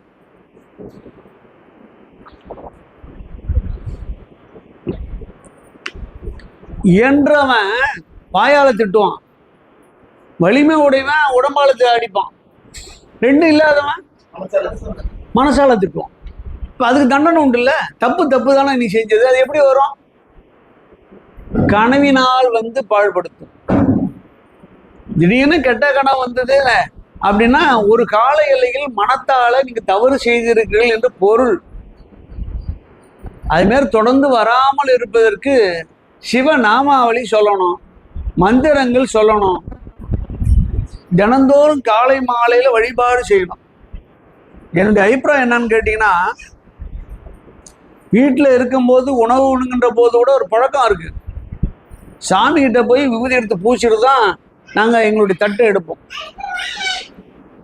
வெளியில போகும்போது உள்ள போய் பூசிட்டு தான் நாங்கள் வெளியே வருவோம். எப்பயுமே அது எங்களுடைய வழக்கம். அது ஏன்னா முப்பொழுதும் அவருடைய நினைவு வர வேண்டும். கூடவே நினைவு கூடவே இருக்கணும். அவங்க கூடவே வரான்னு அர்த்தம், நம்மை விட்டு பிரியாமல் இருக்கிறான்னு அர்த்தம். இதய வழிபாடு செஞ்சோமே பிரிகிறானா? கூடவே இருக்கிறான்ல, புதுப்பிக்கிறோம் இல்லையா மறுநாள். எனவே கூட இருக்கிற மாதிரி பாவனை செய்து கொண்டு அதிலே நாம இருந்தால் இந்த தீய கனவுகள் வராது, தீமை வராது. விதி எப்படி வரும்னா சூழலால் வரும். சூழலை உண்டாக்கும், தப்பு செய்யற சூழலை உண்டாக்கும். தப்பு செய்கிற சூழலை உண்டாக்குதுன்னு நீங்கள் ஞானத்தால் உணர்ந்து அமைதியாக இருக்கணும், வெளியில் போயிடணும், தப்பிக்கணும் அப்படின்னு நினச்சிங்கன்னா அந்த வினை கைகூடாது. வினை நம்ம விட்டு போயிடும். என்ன செய்வீங்க சொல்லுங்க? எங்கள் வீட்டில் டென்ஷன் ஆகிட்டானா நான் வெளியே வந்துடுவேன். ஏன் நீ வீட்டுக்காரமா டென்ஷன் ஆயிடறான்னு வச்சிங்க, நான் என்ன எதிர்த்து பேச முடியுமா? அது நானே நினச்சிக்கிட்டேன். இது தீய சூழலை பெருமான் உருவாக்குறான். மாமனார் வந்த நேரத்தில் அந்த அம்மா டென்ஷன் அடைகிறாங்க இல்லையா? அதான் முக்கியமானது. மாமனார் போஸ்ட்னு சாதாரண இல்லை சார், சிஎம்மோட மேலானது, மோடியோட மேலானது. அங்கே கை வச்சிங்கன்னா போச்சு. இதுனா 5 வருஷங்க. அது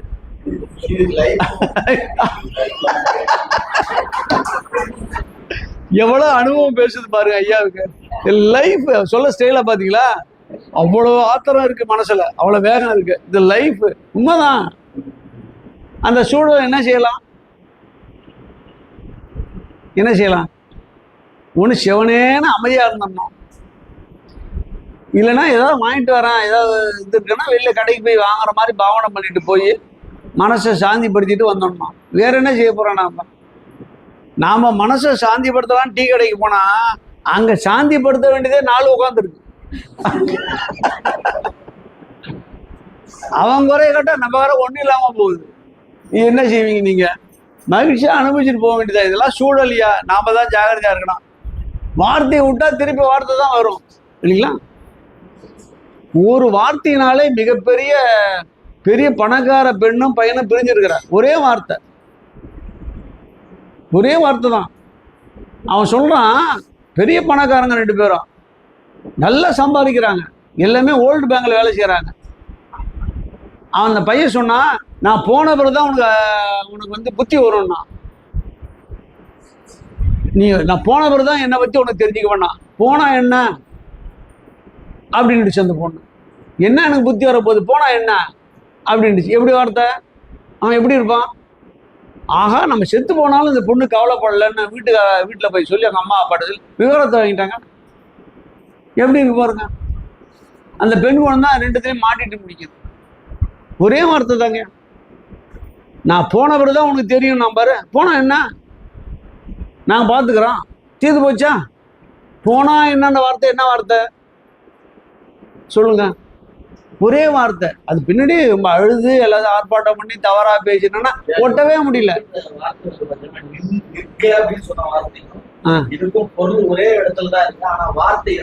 இடம் அங்க நிற்கனா ஞான வார்த்தை. இது பாரு அழிவு, குடும்பத்துல இருந்து அழிவு வார்த்தை. ஐயா, நீங்க அடுத்த வகுப்புல நீங்களே ஆசிரியரா இருங்க. நல்ல கிளியரா கரெக்டா கொண்டாந்து ஒரு பாயிண்ட் விடுறாரு பாருங்க. ஆசீர்வாதங்க, நல்லா இருக்கணும். சூழலை முதல்ல கவனிங்க. விதி சூழலின் அடிப்படையிலே வரும். உங்களை தப்பு செய்ய தூண்டிடும். நாம ஜாகிரதையா இருக்கணும். ஏன் அதில் போய் மாட்டோம்? வலைய விரிக்கிறான்னு தெரியுது, நாம ஏன் மாட்டுவானா? ஒரு விஷயம் சொல்ல பாருங்க. இந்த மனிதர்களை 3ஆக பிரித்தார் விவேகானந்தர். அவருடைய ஞான நூல்கள்லாம் இருக்கிறது. அதுல வந்து அந்த நூல்ல ஒன்று சொல்றாரு. அவரு 3ஆ பிரிச்சார் மனுஷனை. அது ஒரு கதை சொன்னார். அதாவது போட்ல மீன் வலை இருக்குல்ல, வலையெல்லாம் எடுத்துட்டு அந்த படகுல கிளம்புறான் கடல்ல இறங்கி மீன் பிடிக்கிறதுக்கு. மீன் ஒன்று பார்த்துது, இவன் நம்மளை பிடிக்க வரான், வேகமா வரான், எனவே இவன் எவ்வளவு தூரம் போவானோ அதுக்கு அந்தாண்ட நம்ம போயிடணும் அப்படின்னு அந்தாண்ட கரைக்க போயிடுச்சு. ரொம்ப தூரம் போயிடுச்சு, இவன் தொடாத அளவுக்கு போயிடுச்சு. சில மீன்கள் என்ன செஞ்சதுன்னு கேட்டீங்கன்னா, சில மீன்கள் இருக்கும்ல, அது வந்துட்டு போறான், அதை பத்தி கவலைப்படாம ஜாலியா விளையாட்டு வந்தான், வலைய போட்டான், வாரினான், மீன்லாம் மாட்டிச்சு. மீன்லாம் சேரோட சேர்ந்து வந்துருச்சு. அவன் போட்டில் தூக்கி போட்டு கரைக்கு வந்துட்டான். கரைக்கு போகின்ற போதுதான் சில மீனுக்கு தெரிஞ்சது, ஆகா நம்ம மாட்டிக்கிட்டோம் இல்லைங்களா, மாட்டிக்கிட்டோம், ஆபத்து இருக்கிறது, இவனால நம்மளுக்கு தொந்தரவு இருக்கிறது, நம்ம செத்துருவோம் அப்படின்னு நினைச்சு முயற்சி பண்ணி அந்த போட்ல இருந்து தப்பிச்சிடுச்சு, குதிச்சிடுச்சு, குதிச்சு தண்ணியில போயிடுச்சு. ஒண்ணுமே விவரம் தெரியாத ஆட்கள்னா சேரோடு கொண்டு போய் கரையில விட்டான். கரையில அப்படியே போட்டான். கரையில சேறு இருக்குது, இந்த மீன் இருந்தது இல்லைங்களா. சூரியன் வந்தான், நல்ல சிறப்பா இருந்தது, சுட தண்ணியில் குளிக்கிற மாதிரி இருந்தது. எவ்வளவு நாள் இருக்கான் அந்த மீன் நினைச்சு, இதை விட சுகம் எங்க கிடைக்க போகுது, நம்ம நல்ல இடத்துக்கு வந்திருக்கிறோம், சேரெல்லாம் பாரு நல்லா இளம் சூட்டுல இருக்கு, துள்ளி துள்ளி விளையாடலாம் அப்படின்னு விளையாடிட்டு இருக்கு. சூரியன் மேல உச்சிக்கு வரான், என்ன ஆகும், நீர் வற்றி போச்சு, சேத்துல எல்லாம் கரடு மூட ஆயிடுச்சு. இது துடிக்க ஆரம்பிச்சிச்சு. ஐயோ நம்ம மாட்டிக்கிட்டோமே நினைக்கிறோம். தப்பிக்கிறது ஒரு வழி இல்லை.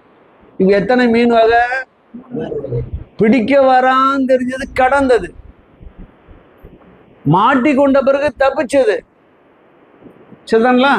ஒண்ணு மாட்டிக்கொண்டது தெரியாமலே அவதிப்பட்டு கொண்டு இருப்பது. இந்த மூணுல நாம யாரு?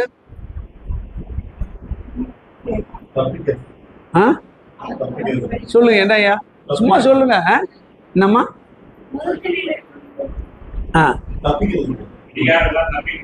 என்னங்க, தப்பிக்கிற நிலையில இருக்கிறோம். அப்ப இது வலைதான் தெரிஞ்சுக்கிட்டீங்களா? வருவதற்கு முன்பாகவே போடிய மீன் போலதான் இது உலக வாழ்க்கை, வினை சுடும் என்று தப்பித்து கொண்டவர்கள் ஜீவன் முத்தர்கள், சித்தர்கள். புரியுண்டான்ல.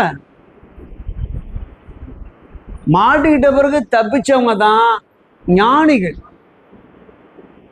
மாட்டிக்கிட்டு தெரிஞ்சவங்க டக்கு டக்கு நம்ம திருமூலர் போன்றெல்லாம் வெளியே வந்துட்டாங்கல்ல. மாட்டுக்குன்னு தெரியாம இதுதான் சுகம்னு நினைச்சுக்கிட்டு அப்புறம் சுட்ட பிறகு ஐயோ சுடுதே மாட்டிக்கிட்டவே நினைக்கிற ஆளு நாம தான். தெரிஞ்ச பிறகு தப்பிக்காம இருக்கலாமா? தப்பிக்கிறது வழியே கிடையாது. ஏன்னா கரையில ஒன்றாம் போட்டான், சேரு மீன் மாட்டிக்கிச்சு, நாமளும் இந்த கரைக்கு வந்துட்டோம், இல்லற கரைக்கு துறவர கரைக்கு வந்துட்டோம், எல்லாம் சேர்ந்துருச்சு, பாசவலை மாட்டிடுச்சு, எப்படி தப்பிக்கிறது? இந்த பிறவில தப்பிக்க முடியலனாலும் அடுத்த பிறவி மாட்டும் போது அந்த 2 பேரா மாறணும். ஒண்ணு ஞானியா மாறணும், தப்பிக்கணும், இல்லைன்னா ஜீவன் முத்திர மாதிரி தள்ளிவிடணும். அதுக்குதான் பயிற்சி. இந்த மெய்ஞானம், சாத்திரங்கள், தோத்திரங்கள்லாம் அதுதான் பயிற்சி. அதுதான் விவேகானந்தா சொன்ன விஷயம். அது எவ்வளவு அருமையான விஷயம் பாருங்க. 3 வகையான மீனை வைத்து கொண்டு மனுஷனும் அளந்துட்டாருங்க. எனவே இதெல்லாம் ஒரு மாயையில நம்ம மாற்றணும். வாயை முதல்ல அடக்கி உடம்பு முதல்ல அடக்கிக்கணும். சூழல்னு தெரிஞ்ச பிறகு நீ ஏன் மாற்ற? வாய் தெரியாம சொல்லிட்டேன் சார். வாய் யார்? வாய் தானே. யார் தெரியாம? நீ தானே இதை மாட்டின, நீ தானே சொன்ன, எப்படி சொல்லுவ? எனவே அன்பர்கள் மெய்யாலும் மொழியாலும் தவறு செய்யாமல் இருக்கணும். சூழல் வரும், நல்ல சூழல் வந்தா செய்றீங்களா? தெரியாம சொல்லிட்டேன்னா தெரியாம திருவாசம் பாடுறீங்களா? தெரியாம திருவருள் கேட்குறீங்களா? தெரியாம உங்களுக்கு தெரியாம விரதம் இருக்கீங்களா? சொல்லுங்க. அதெல்லாம் உங்களுக்கு தெரியணும்னு சொல்லிக் கொடுக்க வேண்டியதா இருக்கு. இதை மட்டும் சொல்லிக் கொடுக்காமலே தவறு செய்றீங்க, என்ன நியாயம் அப்படின்னு கேட்கிறாரு. அதான் இந்த பாட்டு. ஆமிதி நாடி என் செய்யின் மானிடர் ஆமிதி பெற்ற அருமை வல்லார்க்கு.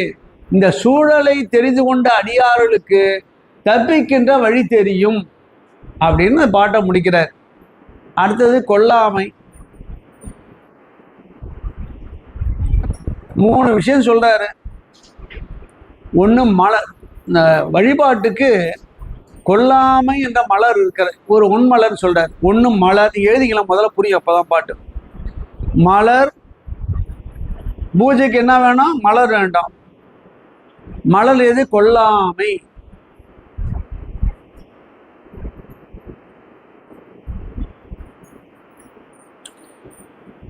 மாலை வேண்டும் சாமிக்கு சாத்துறதுக்கு.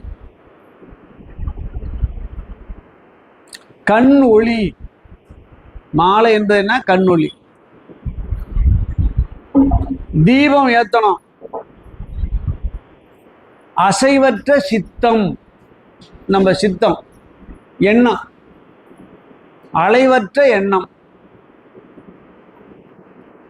இப்போ கோயில் வழிபாடு போல யோக வழிபாடு செய்வதற்கு 3 தேவை.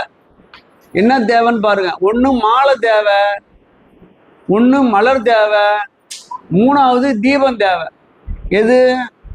எதற்கு? யோகம் செய்வதற்கு.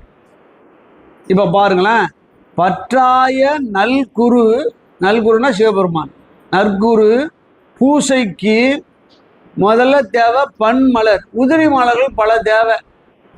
எது உதிரி மலர்? மற்றோர் அணுக்களை கொல்லாமை, பிற உயிர்களை கொள்ளுகின்ற தன்மையை விடுதல். பிற உயிரை கொள்ளலாமா? அது வினையை கழிக்குதானே வந்தது இல்லைங்களா? இந்த சின்ன உயிர் பேருயிர்லாம் ஒன்றும் கிடையாது. சைவ சித்தம் அந்த மாநாடு ஒன்று நடந்ததுங்க பெண்ணாடத்தில். இப்போ இல்லை, 40 வருஷத்துக்கு முந்தி. அவன் தங்கியிருந்த அறைகள்லாம் கொசு கட்டி தாங்க முடியல. தங்கியிருக்காங்கல்ல மாநாட்டுக்கு வந்தவங்க, கொசு பயங்கரமான கொசு வந்தது. மறுநாள் அந்த கருத்தரங்கு தலைமை தாங்க ஐயா வந்தார், மேடையில் என்னார், நேரம் மக்களை பார்த்து அடியார்களை பார்த்து சொன்னார், நாளும் கொலை செய்து கொண்டு வாழ்ந்து கொண்டு இருக்கின்ற அடியார் பெருமக்களுக்கு வணக்கம்னார். என்னடா அது, நாளும் கொலை செய்கிறாங்களா? ஒருத்தர் இருந்தீங்களா, யாரும் கொலை செய்யலை சார்னார். நேற்று நானும் கொலை செய்தேன். எப்படி இருக்குங்கள? உடனே எல்லாம் கூட அந்த பேச்சாளர்லாம் மிரண்டுட்டாங்க. ஏன்னா மரகரை கைண்டுடுச்சா, வயசாகிடுச்சான்னு யோசனை பண்ணிட்டு, என்ன சொல்றீங்கன்னு ஒருத்தன் கேட்டான். ஆமா, நேற்று எத்தனை கொலை செய்தாலும் எனக்கு தெரியவில்லை. என்ன கூட 4 பேர் தான் தங்கியிருந்தாங்க, 4 உயிரோட தான் இருக்கு. எப்படி இருக்கான்? ஒன்றும் பயப்பட வேண்டாம், என் உயிரும் ஒன்றுதான், கொசு உயிரும் ஒன்றுதான். அதை நான் சாகடித்தேன். என்னை கொல்ல வந்தது, கடிச்சு துன்புறுத்த வந்தது, சாகடிச்சேன். என்னை போல இந்த ஊர் மக்கள் அனைவரும் இதுதான் செய்து கொண்டு இருக்கிறீர்கள் என்று அமைப்பாளர் சொன்னார். எனவேதான் நீங்களும் கொள்ளுகின்ற தொழிலைத்தான் செய்கிறீர்கள், என்ன தவறுன்னு கேட்டார். நீ நானும் ஒண்ணுதான்ட்டார். எப்படி? அது உயிர் தானே. இப்ப என்ன விஷயம்னு கேட்டா, உயிர் 2 ஒண்ணுதான். பெரு உயிர் சின்ன உயிர்லாம் கிடையாது, 2 அணுதான் இல்லைங்களா? முதல்ல அணுவா இருக்கும், அப்புறம் இந்த உடம்ப பெறும், அதான் புருடன் பேர். நான் முதல்ல போன வகுப்புல சொன்னா இல்லையான்னு தெரியல, 4 மேட்டர் இருக்கு சொன்னான். அணு கண்ணுக்கு தெரியாத அளவிலே இருக்கும், அதான் அணுன்னு பேர். 2வது பெருமான் இந்த கூட்டத்தரம் முதல்ல கொஞ்சமா அந்த தத்துவ கூட்ட பூட்டுறான், அது பேர் புருடன் பேர். அந்த புருடனுக்கு தலைவர் தான் புருஷோத்தமன் பேர். புருடன் வந்துட்டுமா, அணு என்ன ஆச்சு? புருடனா மாறிடுச்சு. புருடனா வந்து உடம்பை கொண்டு வெளியே வந்து நாம வாழறோம். வாழ்கின்ற போது வினை சேருது இல்லைங்களா? எங்க சேருது வினை? நம்ம உடம்போட சேருது, உயிரோட சேருது. அதுக்கு நமக்கு பேர் சீவன். சி நெடில், மேல ஒரு சுழி வந்துருச்சு. இப்ப நாமளாம் அந்த நிலைமை தான். எதனோடு சேர்ந்தோம்? வினையோடு சேர்ந்திருக்கிறோம். அதுங்களா சிவபெருமானை நோக்கி பயணம் செய்யறோம். நல்ல குருநாதர் கிடைக்கிறாரு, யோசனை பண்ணோம், இதிலே பயணம் செய்து கொண்டே இருக்கின்ற போது நம்முடைய சி இருக்கு இல்லையா, கொம்பு வினை நம்ம விட்டு போய் விடுகிறது. சிவம் ஆகிறோம், சிவமாம் தன்மை பெறுகிறோம். காலையில சொன்னது போல உருஞான சம்பந்தர் ஆனதை போல சிவம் ஆகிறோம். போச்சுங்களா? இதெல்லாம் இங்க. அதுக்கு பிறகு இந்த ஆன்மா சுத்தமடைய ஆன்மாவாக மாறுகிறோம். அதுக்கு அடுத்த நிலை என்ன? ஆன்மா. எத்தனை நிலை சொல்லிருக்கிறோம்? அணு, புருடன், சீவன், சிவம், அடுத்தது ஆன்மா. ஆன்மா தன்மைக்கு பிறகுதான் திருவடி பேரு கிட்டும்.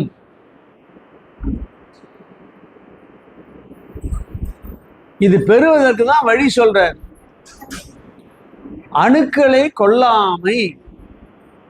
உயிரை இல்லை, அணு. எதா இருந்தாலும் அது அணுதான், அது கொல்லாத. ஒன்மலர் நல் தார். ஒன்மலர்ந்து கண் ஒளி, கண்ணினாலே பார்க்கின்ற பரவசம். உடம்பிலே மிக மிக சிறப்பானது கண்ணு தான் இல்லைங்களா? எவ்வளவு தூரத்தில்தான் பற்றும். பெருமானை பார்த்த பிறகு கண்ணு தான் முதல் செய்தியை சொல்லுகிறது. கண் கலங்குது, கண்ணிலிருந்து கசிக்குது, நல்லதும் கெட்டதுக்கும் முதல்ல செயல்படுவது கண்ணு தான். அந்த கண்ணிலே வருகின்ற ஒளிதான், பக்தி ஒளிதான் நல்ல தார். தார்னா மாலை. நடுக்கற்ற தீபமும் அலையாத தீபம் எதுன்னு கேட்டால் சித்தம். தீபம் நேரம் அலையாம எரியணும்ல, அது எது? அதான் சித்தம். உற்றாரும் ஆவி அமர்ந்திட உச்சியே. இப்படி செய்தால் உச்சியிலே பெருமான் திருநடனத்தை பார்க்கலாம். ரெண்டு பொருள், ஒன்று யோக பொருள், ஒன்று வழிபாட்டு பொருள். அப்ப புலால் மறுத்தர் அடுத்த தலைப்பு, அடுத்த பக்கம் 200. 6 விஷயத்தை நீக்கணுன்றார். கொலையே 1, களவு 2, கள் 3, காமம் 4, பொய்கூறல் 5, மலைவான பாதகமாம். மலை போன்ற பாதகம். இதான் பழி பாதகத்தில் வர பாதக செயல் 5ன்றார்.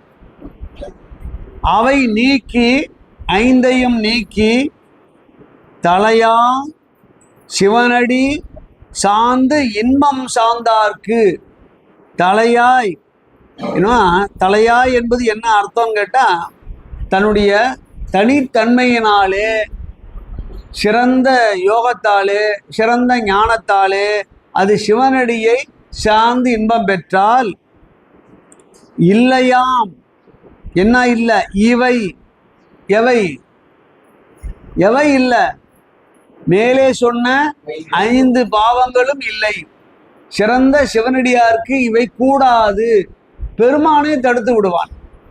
இவை ஞான ஆனந்தம் திருத்தலே அது பேரு இன்பத்தை திளைப்பவர்களுக்கு பெருமானை என்ன செய்வான்னு கேட்டால் 5ஆல் வருகின்ற துன்பத்தை நீக்கி விடுவான். சிறந்த ஞானிகளுக்கு உணர்த்திடுவான். இவெல்லாம் தானா விலகி போயிடும். சில விஷயங்கள் நம்மளுடைய பாணியை சரியா வச்சுக்கிட்டோம்னா, நாங்க வேலை செய்யற இடத்துல காசு நிறைய சம்பளம், என்எல்சியில் சென்ட்ரல் கவர்மெண்ட் ஸ்கேல் தான் எங்களுக்கெல்லாம். காசு அதிகமாக இருந்தால் என்ன செய்வானுங்க? சும்மா இருக்குமா? சீட்டு கவனி ஆரம்பித்தானுங்க. அந்த இல்லாதவர்களுக்கு கொடுத்து வட்டி வாங்கிறது. ஃபண்டு சீட்டுன்னு ஒன்று, கும்பகோணம் ஃபண்டு சீட்டுன்னு ஒன்று ஆரம்பித்தானுங்க. 5 பேர் பெரிய அளவில் முன்னேற்றம் அடைஞ்சிட்டாங்க. ஏன்னா அங்கே வறுமை பக்கத்துலலாம் சின்ன கிராமம் வந்து வாங்கி வாங்கி வட்டியை விட்டு அல்ல கிட்டத்தட்ட 3 வருஷத்துல மிகப்பெரிய ஆளாகிட்டாங்க. எனக்கெல்லாம் தெரியாது. எங்க வீட்டுக்காரம்மா அவர் சாரை பார்க்கும்போது, என்னங்க இப்படிலாம் வந்து பெரிய அளவில் சீட்டு கம்பெனியெல்லாம் ஆரம்பிச்சு சேரிங்க, எங்கள் சாரை சேர்த்தா என்னன்னு கேட்டாங்க. அவன் சொன்னான், பாருங்க உங்கள் சார்லாம் சாமியார் கம்பெனி அதெல்லாம் ஒத்து வராது, அவர் இந்த செய்தியே தெரியாது, நீங்கள் சொல்லாதீங்கன்னு. சரிதாங்களா? சரி, அவன் சொன்னான்னா நமக்கு என்ன மாறப்போது, விட்டுடு, நம்மளாம் அது வேணாம், நமக்கு அது மாதிரி கிடையாது, அது பாவமான நிலை, இருக்கிறத வச்சுட்டு ஓட்டுவானாமன்னு விட்டுட்டோம். கிட்டத்தட்ட ஒரு 10 வருஷம் சிறப்பாக 12வது வருஷத்தில் ஒரு ஆசிரியர் சீட்டு கம்பெனி நடத்துறது தப்பு அப்படின்னு ஒருத்தன் கோர்ட்டில் கேஸ் போட்டான், பெடிஷன் எழுதிட்டான். என்கொயரி வந்து வளைச்சி என்கொயரி பண்ணி வேலையே போச்சு. ரெஸ்பாண்ட் பண்ணிட்டான். 2 வருஷம் ஆட்சி மாறின பிறகு தான் திருப்பி உள்ள வந்தாங்க. எப்படி இருக்கு பாருங்க, நம்மளை சேர்க்கறது நல்லதா கெட்டதா இல்லைங்களா? எங்கள் வீட்டில் சொன்னான், எது நமக்கு கிடைக்கலையோ அது பெருமான் நமக்கு நல்லது செய்கிறான். என்னோட அபிப்பிராயம் இன்னை வரைக்கும் அதான். ஒன்று முயற்சி செய்கிறான், நமக்கு கிடைக்கல இல்லைங்களா, அது வேண்டான்னு பெருமான் நினைக்கிறான், விட்டுடு. வேற வழியில் நம்ம போய் அலைய வேண்டியதில்லை. சிறந்த அடியார்களுக்கு, சிவனையே சிந்தித்திருக்கின்ற பெருமானுக்கு 5ஆல் வருகின்ற தொந்தரவை அவனே நீக்கி விடுவான். நான் கோயிலாக போகிறது, சாமி கும்பிட்றது, வழிபாட்டு பாட்டு நடத்துறது, இப்படி இருந்தாலும் அந்த 5 பேர் என்ன நடிச்சுட்டா சாமியார் கம்பெனின்றான். இது ஒத்து வராதுன்றான். சரிதாங்களா? இதுதான் நமக்கு பாதுகாப்பு. எனவே நம்முடைய தெய்வ சிந்தனை நமக்கு பாதுகாப்பாக இருக்கும். இது ஒன்றும் வெட்டி வேலை இல்லை இது, சரிங்களா? சில பேர் நம்ம உறவினர்கள் மற்றவெல்லாம் என்ன வெட்டியா போய் பேசிட்டு வர்றாரு, ஆவி போக கத்துறாரு. என்ன லாபம் இதுல? எல்லாம் லாபம் தான் பார்க்கலாம். நீ பென்ற லாபம்லாம் எந்த காலத்து வரைக்கும்? ஷேர் மார்க்கெட்டில் லாபம், அது லாபம், இது லாபம்னா எந்த வருஷம், எந்த உலகத்துல இது லாபம்? அவன் பார்க்குற லாபம்னா எதுல? இந்த மண்ணுல. நாம பார்க்குற லாபம் அங்க, இல்லைங்களா? பெருமான இடத்துல.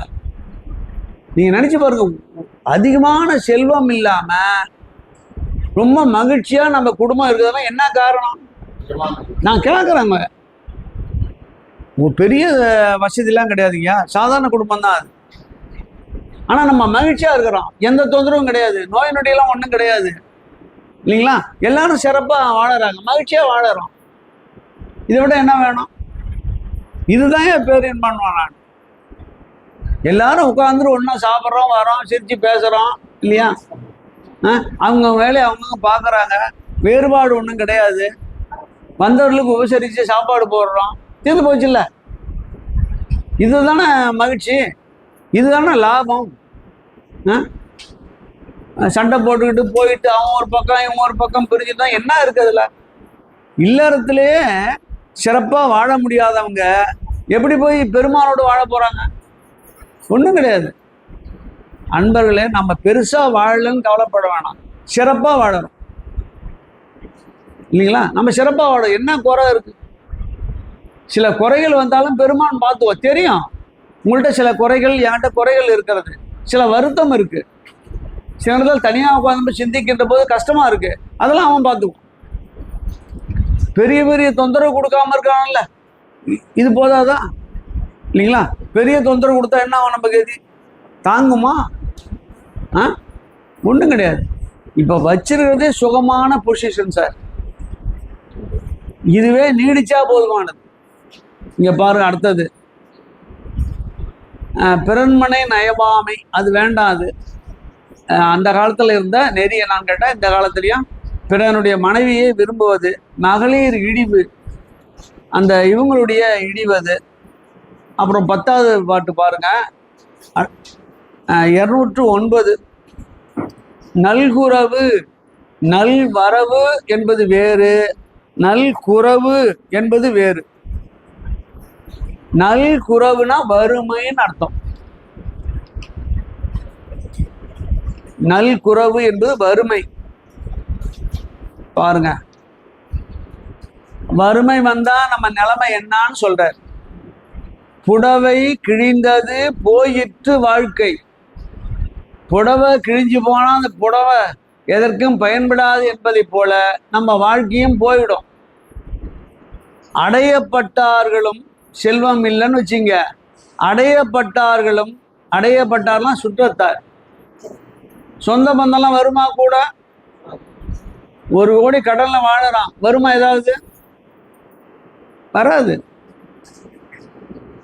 அடையப்பட்டார்களும் சொந்தக்காரங்களும் அன்பிலரானார், அன்பு இல்லாத தன்மையை பெற்று விடுவார்கள், கிட்ட வரமாட்டான். கொடை இல்லை, கொடுப்பது இல்லை. நம்மள்ட்ட என்ன இருக்கு கொடுக்க போறோம்? கொடுப்பது இல்லை. கோல் இல்லை, யார்கிட்டையும் வாங்கவும் முடியாது. கொள்வேனா கொடுப்பனா 2 போச்சு. கொடுத்தா தானே வாங்கலாம். யார்கிட்ட நம்மளுக்கு கொடுப்பாங்களா கொண்டாந்து? கொடையும் இல்லை, கோல் தான் கொள்ளுதலும் இல்லை, கொண்டாட்டம் இல்லை. உற்சாகம் இருக்குமா? இல்லை.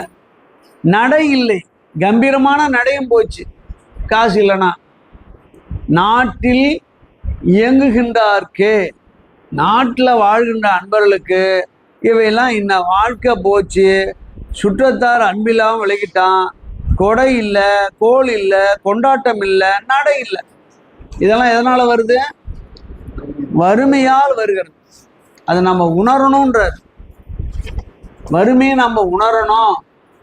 ஆடம்பரமாக செலவு செய்யக்கூடாது, யோசனை பண்ணி எல்லாத்தையும் இறங்கணும் அப்படின்னு கருத்து அதில் சொல்றார். அடுத்த தலைப்புங்க, அக்கினி காரியம். இந்த பாட்டோடு நம்ம நிறைவு செய்வோம். அக்கினி காரியம்னா வேள்வி செய்தல், காரியம்னா செய்தல், அக்கினினா வேள்வி. வேள்வி செய்யறோம்ல, வேள்வி முதல்ல எப்படி தெரியுமா நடந்தது?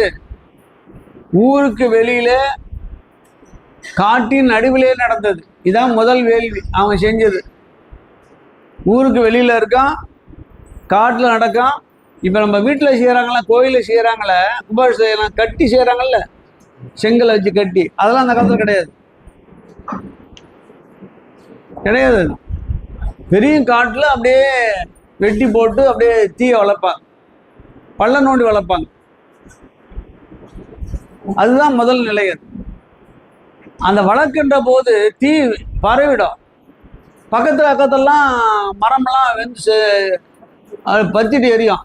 அது எரியாமல் இருப்பதற்கு சில காவலாளியை போட்டாங்க. வாட்ட சாட்டமாக கருப்பா ஜம்முன்னு இருந்தான் நம்ம ஆள் தமிழன். அவனுக்கு பேர் அரக்கன் பேர் வச்சான். இவன் சிகப்பா இருந்தாலும் தேவன் பேர் வச்சுக்கிட்டான், அவன் அரக்கன்ட்டான். நாம் அவனை காப்பாற்ற வந்தோம். ஐயா, வேள்வி போகாமல் இருக்கிறதுக்கு, தீ பரவாமல் இருக்கிறதுக்கு வலிமையாக வந்து நின்னான். மாற்றிட்டானா? இதான் முதல் நிலை. அப்புறம் சமணம் வந்துதா, பௌத்தம் வந்துதா இல்லையா, செம அடி கொடுத்துதா, ஓடிக்கிட்டாங்க. அவன் வந்து செல்லலை. ஞான சம்பந்தர் எழுந்தார். சைவமும் டவுன்ல இருக்கு. என்ன செஞ்சாரு? சைவம் நிலை பெற வேண்டும், அவனுடைய தெய்வம் வேண்டும் அப்படின்னு கணக்கு பண்ணி சமரச சைவம் உண்டாக்குனார். நாம் இருக்கிற சைவம் சமரச சைவம். அந்த வேதிகளுடைய கோட்பாடும் இருக்கிறது, தமிழருடைய கோட்பாடும் இருக்கிறது. இதான் நம்ம நிலைமை. சில விஷயங்கள்ல அவங்க கைவிடுன்னு சொன்னோம்.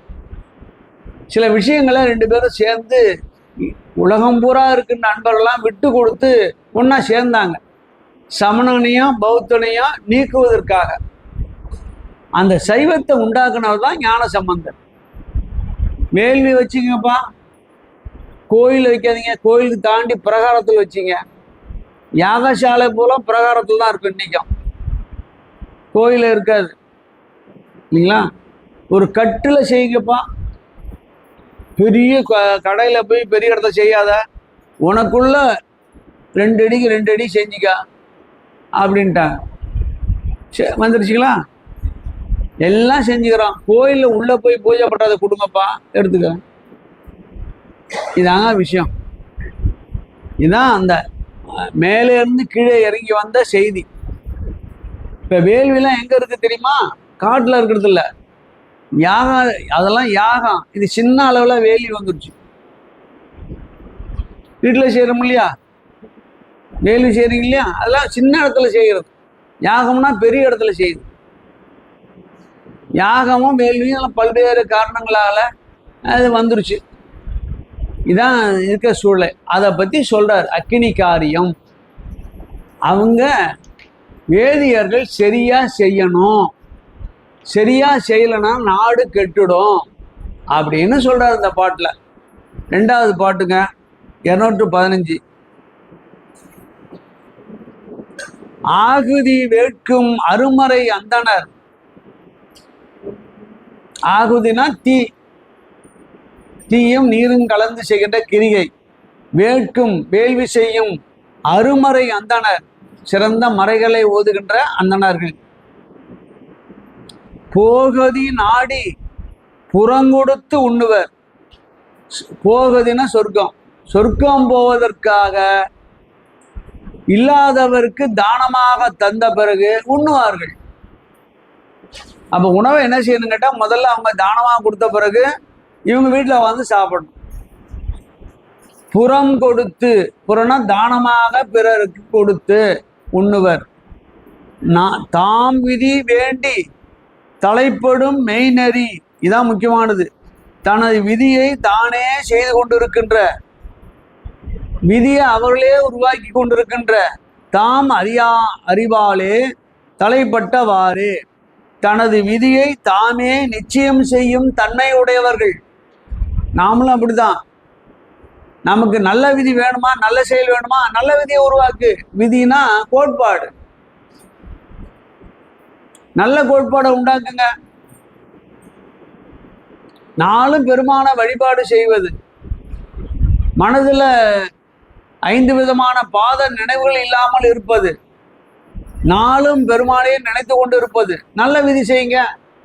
இனி ஒரு விதை செய்வோம், என்னாலும் காப்போம்னார். நம்ம கையில தான் இருக்கு விதிலாம். நாம சரியான பாதையில போனா வேற என்ன இருக்கிறது? அதுதான் இந்த பாட்டு.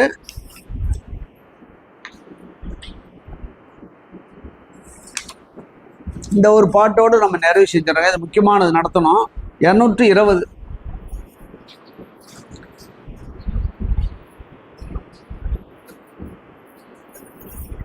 பெரும் செல்வம் கேடு என்று, சம்பாதிக்கிற பெரிய செல்வம் கேடு என்று நினைத்து முன்னே படைத்த வரும் செல்வம் தந்த, வரும் செல்வம் என்பது ஞானம். இனிமேல் தான் நமக்கு வரப்போகுது செல்வம். தந்தவன் யாரு? சிவபெருமான். தலைவனை நாடும், நீங்க நாடுங்க. வரும் செல்வத்து இன்பம் ஞானத்தாலே வருகின்ற போது சிவ அக்கினி எழும், அதுதான் ஞானம். வர விருந்து எண்ணி அரும் செல்வம் ஆகுதி வேட்கின்றாரே. இதெல்லாம் என்ன கருத்துன்னு கேட்டா, பெரும் செல்வத்தை நோக்காமல் இவர்கள் வேள்வி செய்ய வேண்டும். அப்படி வேலை செய்தால்தான் உலக மக்களுக்கும் நமக்கும் சிறப்பாக இருக்கும். எனவே செல்வம் நோக்காமல் வேள்வி செய்க அப்படின்னு அந்தணருக்கு சொல்றார். என்ற அளவில் நம்ம நிறைவு செய்வோம். அடுத்த வகுப்புல இருந்து அந்தணர் ஒழுக்கம் என்பது சிறப்பானது. அந்தணர் எப்படி இருக்கிறான், அவன் ஏன் குடுமி வச்சிருக்கிறான், அவன் ஏன் பூணூல் போடுறான், உண்மையான பொருள் என்ன, அப்படிலாம் இருக்கு. அதில் ஒரு 10-15 பாட்டில் விளக்கமாக சொல்கிறாரு. நம்ம அடுத்த வகுப்பில் சிந்திப்போம். என்றாலும் மணி 4 கேள்வி பதில்.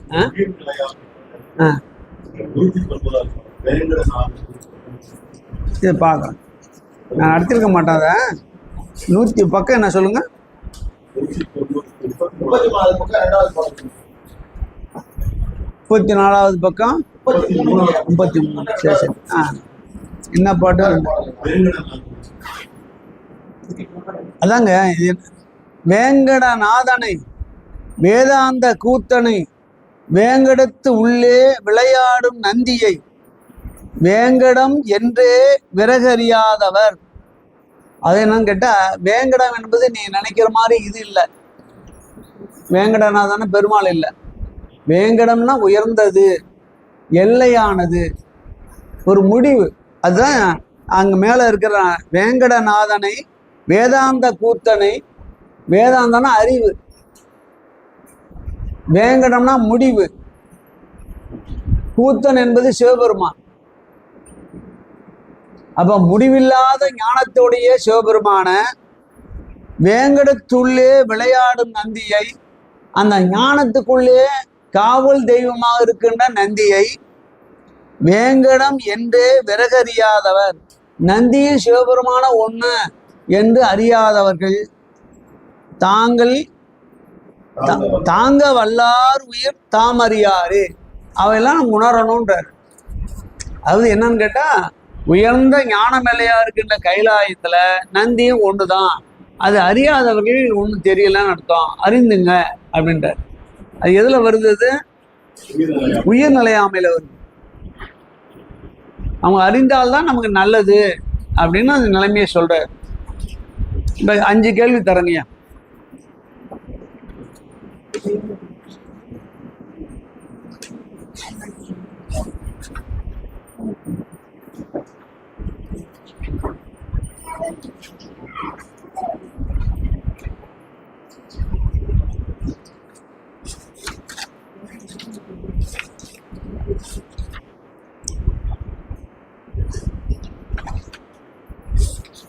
குறிச்சிங்க.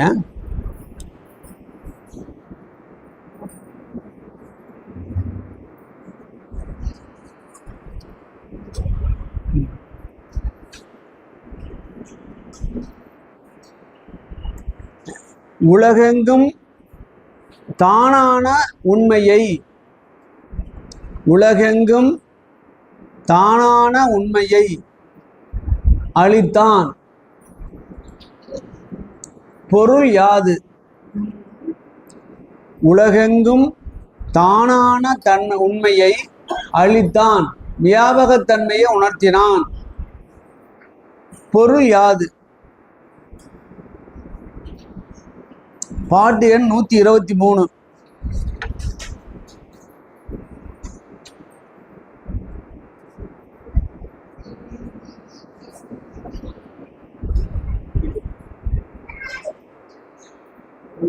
அடுத்த ரெண்டாவது கேள்விங்க.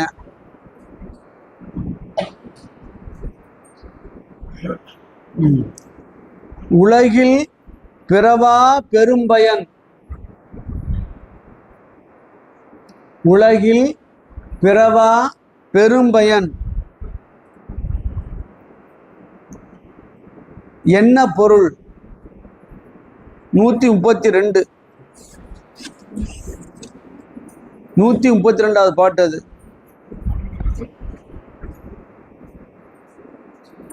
அடுத்தது மூன்றாவது கேள்வி. குருவின் திருநாமம் செப்பல்.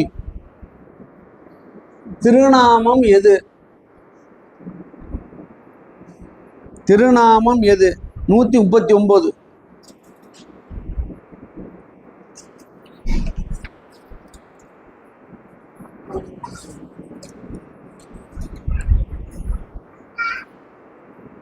அடுத்தது நாலாவது கேள்விங்க.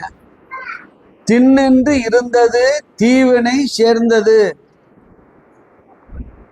திண்ணென்று இருந்தது தீவினை சேர்ந்தது. தீவினை என்றால் என்ன?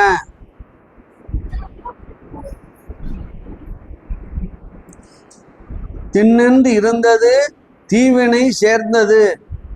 தீவினை என்றால் என்ன? 143வது பாட்டு.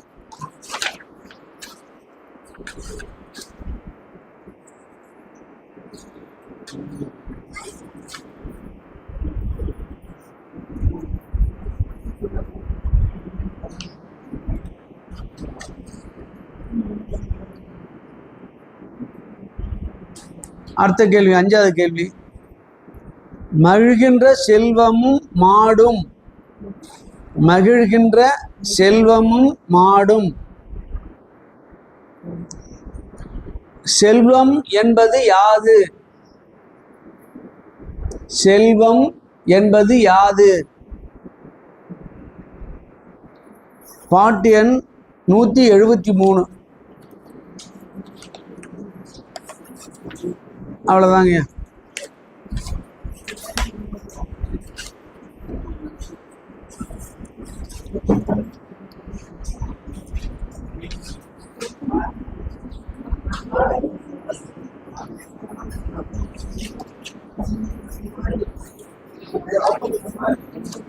Yeah.